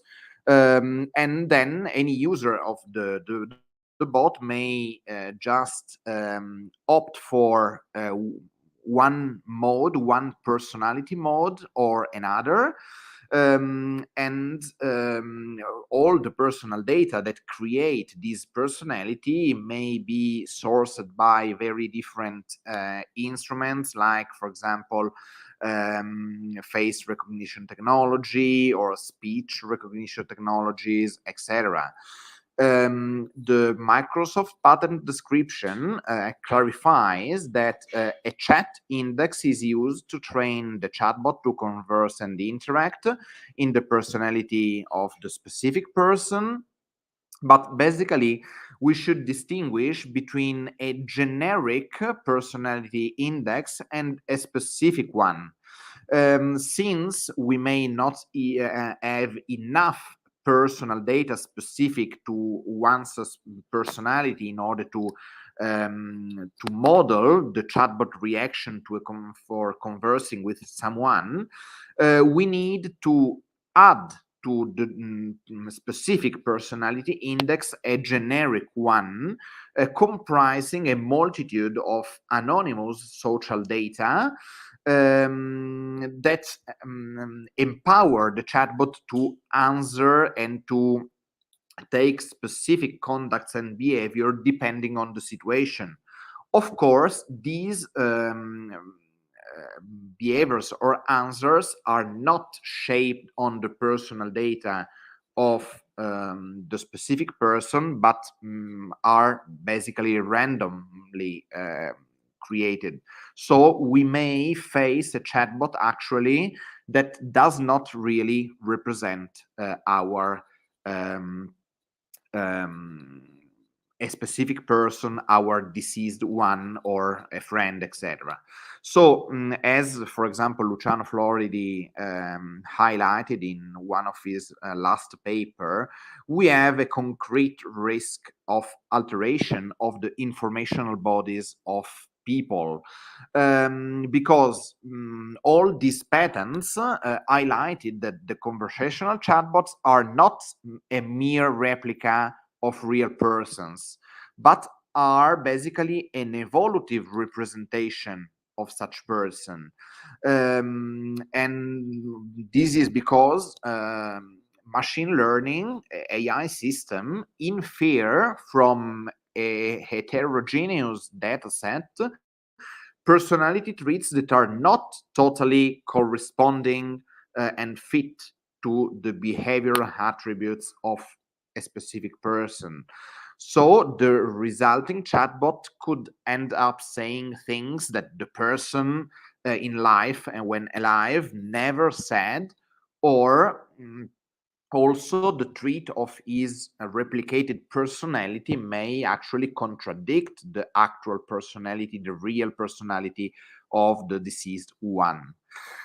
So, what is the problem? The legal issues here is that somebody may face a strong emotional distress when speaking with a chatbot replicating a deceased person, because many thought of this person may not anymore correspond to my idea of that person. Somebody may think that there is nothing really new under the sun, because we have a lot of personality rights protecting image, name, attack to our reputation, and all these personality rights are of course involved also today with these new technologies. But what's really changed, I think, now is the role of personal data, a role that have been clearly empowered by machine learning, because only the processing of personal data is now really essential to the representation of our own image. Without processing massive personal data of someone, we cannot replicate his personality through chatbots or other AI systems. So I think that the role of personal data protection law is by far more important today when protecting our digital identity, our digital personality, than before, when basically the right of publicity, the thought of defamation, copyright were enough in order to protect our portrait. So just let's have a look to how our European legal framework protect personal data of deceased people. Basically, we don't have personal data protection beyond the life of individuals. This is valid both looking at primary EU law and at secondary EU law, because basically the right to personal data protection established by the European Union Convention of Human Rights just concern living people, and even if a protection is granted, of course, even when people is not anymore alive, this protection is does not anymore concern personal data, but basically is left to heirs, to damages, harms suffered by heirs. And even if we look at secondary law, we know that the 46 1995 directive did not mention at all the case of deceased data subjects, and the GDPR has not appreciably changed the approach. If we read at recital 27, we know that the GDPR does not apply to the personal data of deceased person, and member states are empowered to provide the rules regarding the processing of personal data of these persons. So basically, any protection of personal data of deceased people is left to member states. So we don't have any kind of harmonization of EU law, and the European Union Court of Justice just clarified that the right to personal data protection is not transmissible, so cannot be transferred to heirs, and may be exercised after the death of the data subject only when the data subject died already started a proceedings and action in order to safeguard his personal data rights. So basically, heirs may only continue ongoing proceedings. Of course, this does not mean that heirs or relatives does not have any protection, but this protection is granted iure proprio. So basically, heirs may act in order to enforce their own rights against an harm suffered directly by heirs. The image that I show is referring to the Perez Gutierrez versus EU Commission case, where basically a widow claimed for a personal data infringement corresponding to the data of her husband that was pictured in the front of a cigarette package. Then the action was dismissed because basically the widow was not able to prove that this image was corresponding to his husband. So since data protection for deceased people is entirely left to member states, we basically have very different approaches among member states, and we can distinguish among basically three different possible scenarios. This scenario has been depicted quite well by Gianclaudio Malgeri, that distinguish among a data freedom scenario, a post-mortem privacy scenario, and a quasi-property scenario. Just some words in order to clarify all of them. The data freedom scenario basically means that there is no protection for the deceased personal data. These personal data are not anymore personal after the death of people. So basically, we may have a full commodification of this data because the digital afterlife industry is in no way prevented from using them. Then we have a post-mortem privacy scenario that is the one applied and opted from by our country in Italy, that basically protect personal data even after the data subject death. And last but not least, we have some countries like Germany that just apply inheritance law. So basically consider that personal data are inherited by heirs. This slide, and then I will go to close my presentation, show basically some open regulatory issues, some problems that arise when try to governing the issue of personal data protection for deceased people. The first problem is that some legislator vested heirs with a right to react to the processing of the data related to a deceased person, but actually did not empower the heirs with the right to consent ex ante to such processing. This is the case of Italy. Italy, with new Article 2 terdeces of the new Data Protection Act, basically empower heirs and other right holders with the right to the right to enforce the different personal data rights granted by the GDPR as if they would be the deceased one, but does not mention if the same right holders has also the faculty to consent to the use of the deceased one personal data. At the same time, it is not clarified if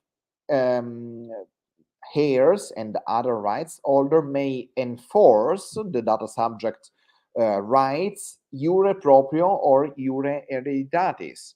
These change a lot, of course, because if heirs may enforce the right only iure proprio, this means that heirs may only claim a damage, a harm occurred to themselves, not to the deceased one. Last but not least, there is no coordination between data protection law and inheritance law. So are they alternative or are they cumulative? This is not clear, not clarified by Italian law.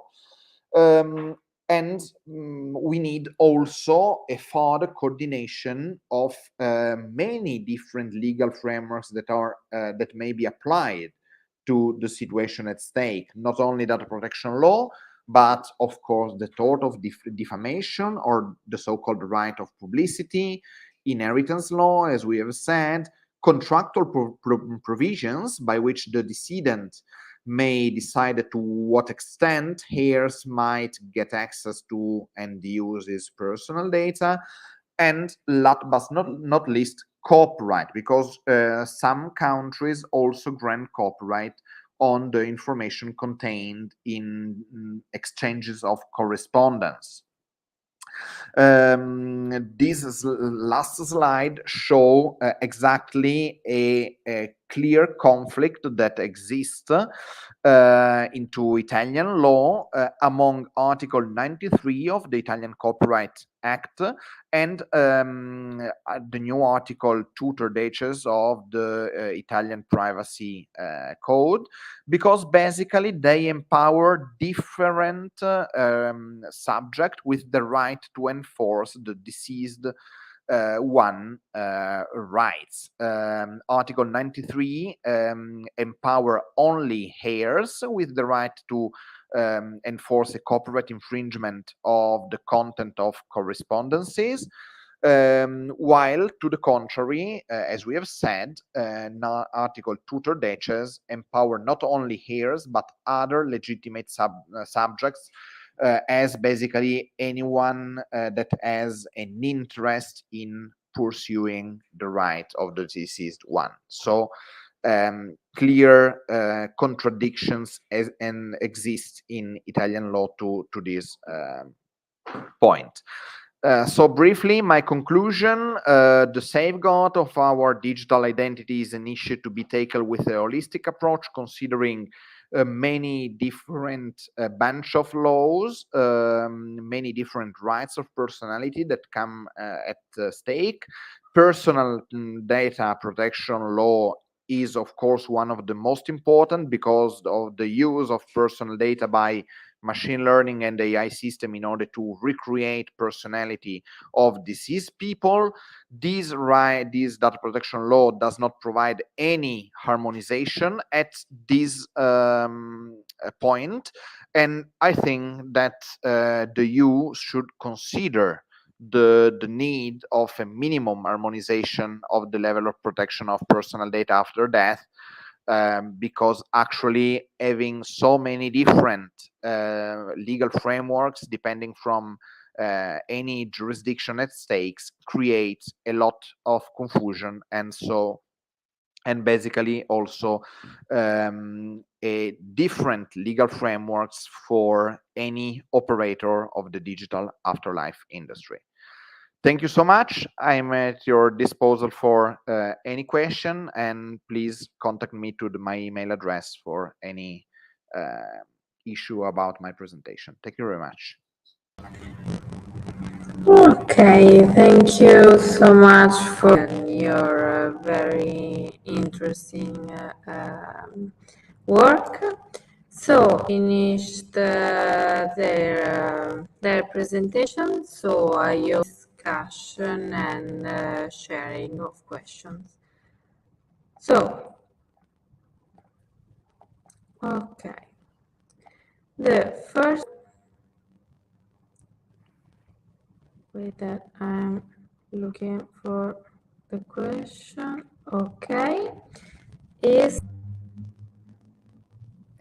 Okay, thank you. Okay, will it be possible, in your opinion, to start a process whereby even the most sophisticated blockchain-based technologies can be useful to the ordinary citizens?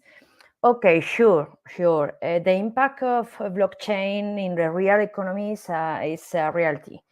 As was the case with the internet, I think we don't need, as consumer or citizens, to understand the complex technology behind.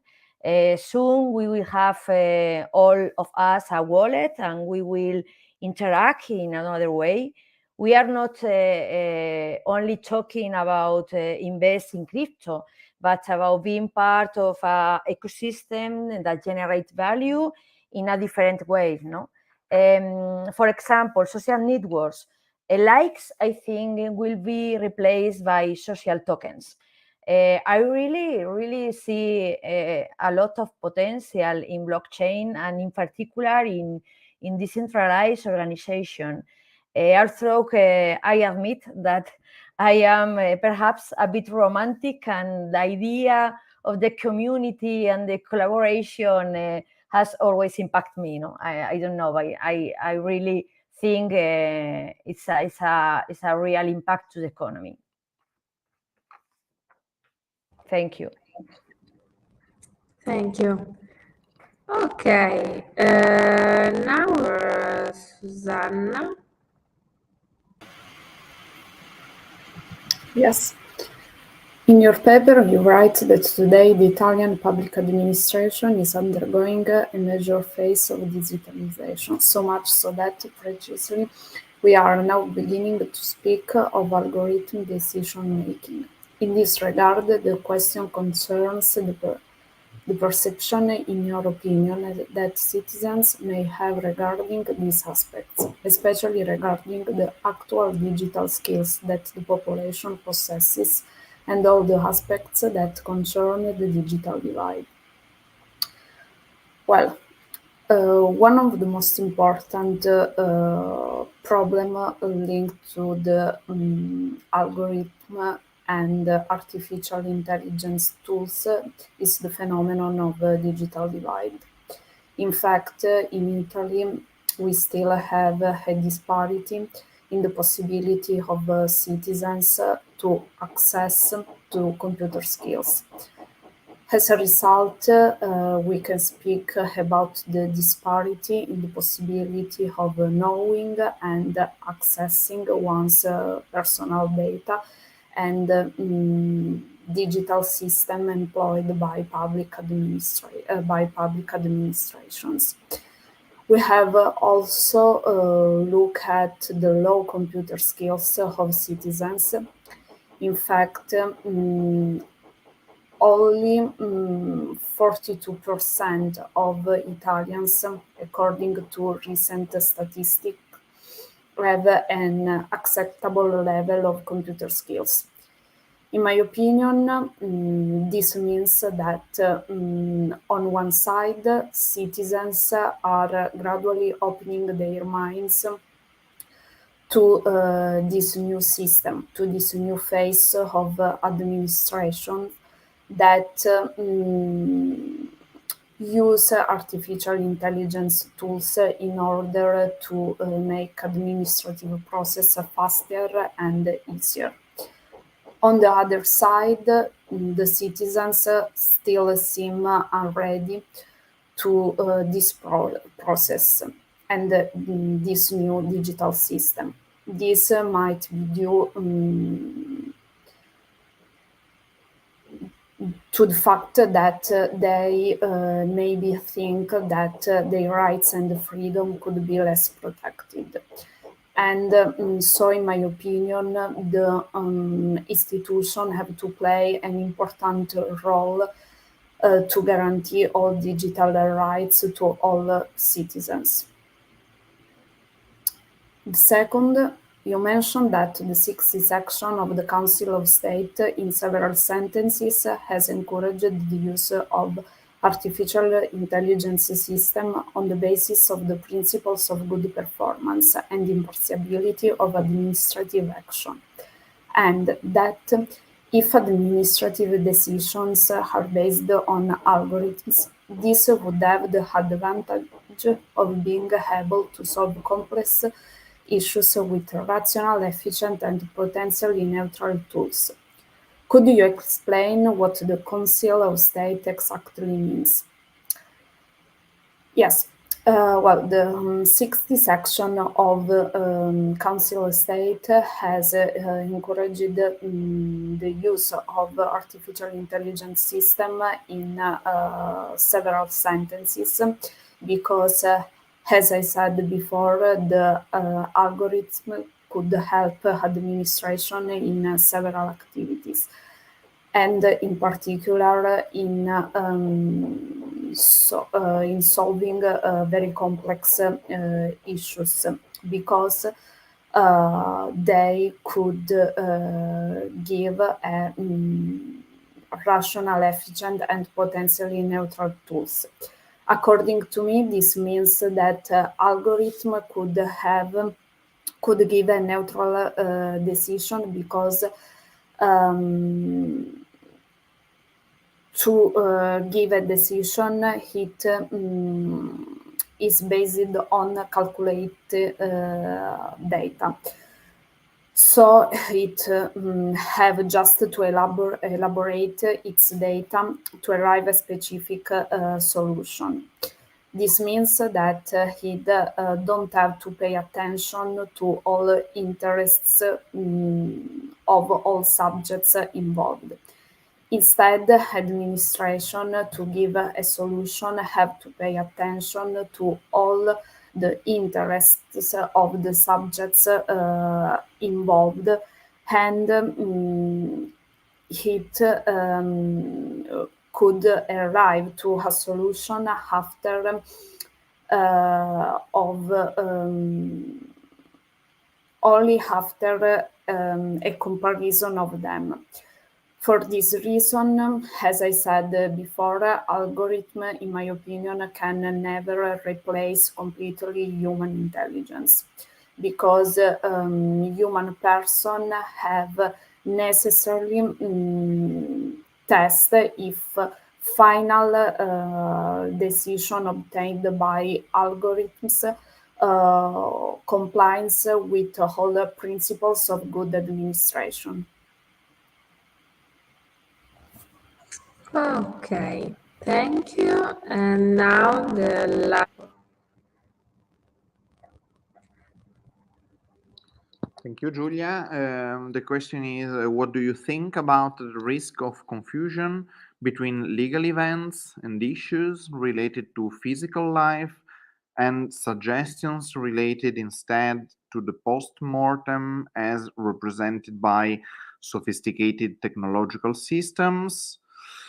Thank you for the questions. I'm not sure if I have catch correctly the problem, but I think that the question is referring to the fact that these technologies that I have shown some of them during my presentation are able to reproduce so well the traits of a personality of a specific person that we may lead into confusion if what we are seeing is something real, so is something real happening in the physical life, or actually is a fake, or because we are reproducing the image of a deceased one, or because just is something invented as and that does not exist in the real life. I think that actually the risk exists and might exist in most of all in the future, because today most of this technology should be perfectioned in a way to be able to replicate perfectly a living human being. Today, I remember of some examples of, for example, films, movies that use as actors just an hologram of, and so an actor created by a computer system, and that this is possible, for example, when a movie has been recorded with a living actor, then it is possible that is not anymore alive, and then they should finish the recording, and in this case it's possible to use software agents in order to recreate his voice, his personality traits, etc. So actually there is this risk of confusion, and I think that because of this reason is so important to protect the digital identity of people, not only to the extent which they are alive, but also after that. And posthumous rights are not granted in the case of data protection law. But in general, there is a difficulty by civil law tradition countries to recognize any transmissibility of personality rights after the death, and I think that this is a problem to be tackled by European institutions. Okay, thank you for your answer. Yes, I think Maria del Sagrario, Susanna Vigiani, and I think also that the time has come, and I would like to thank the speakers and the fellow presenter. And thank you again, everyone.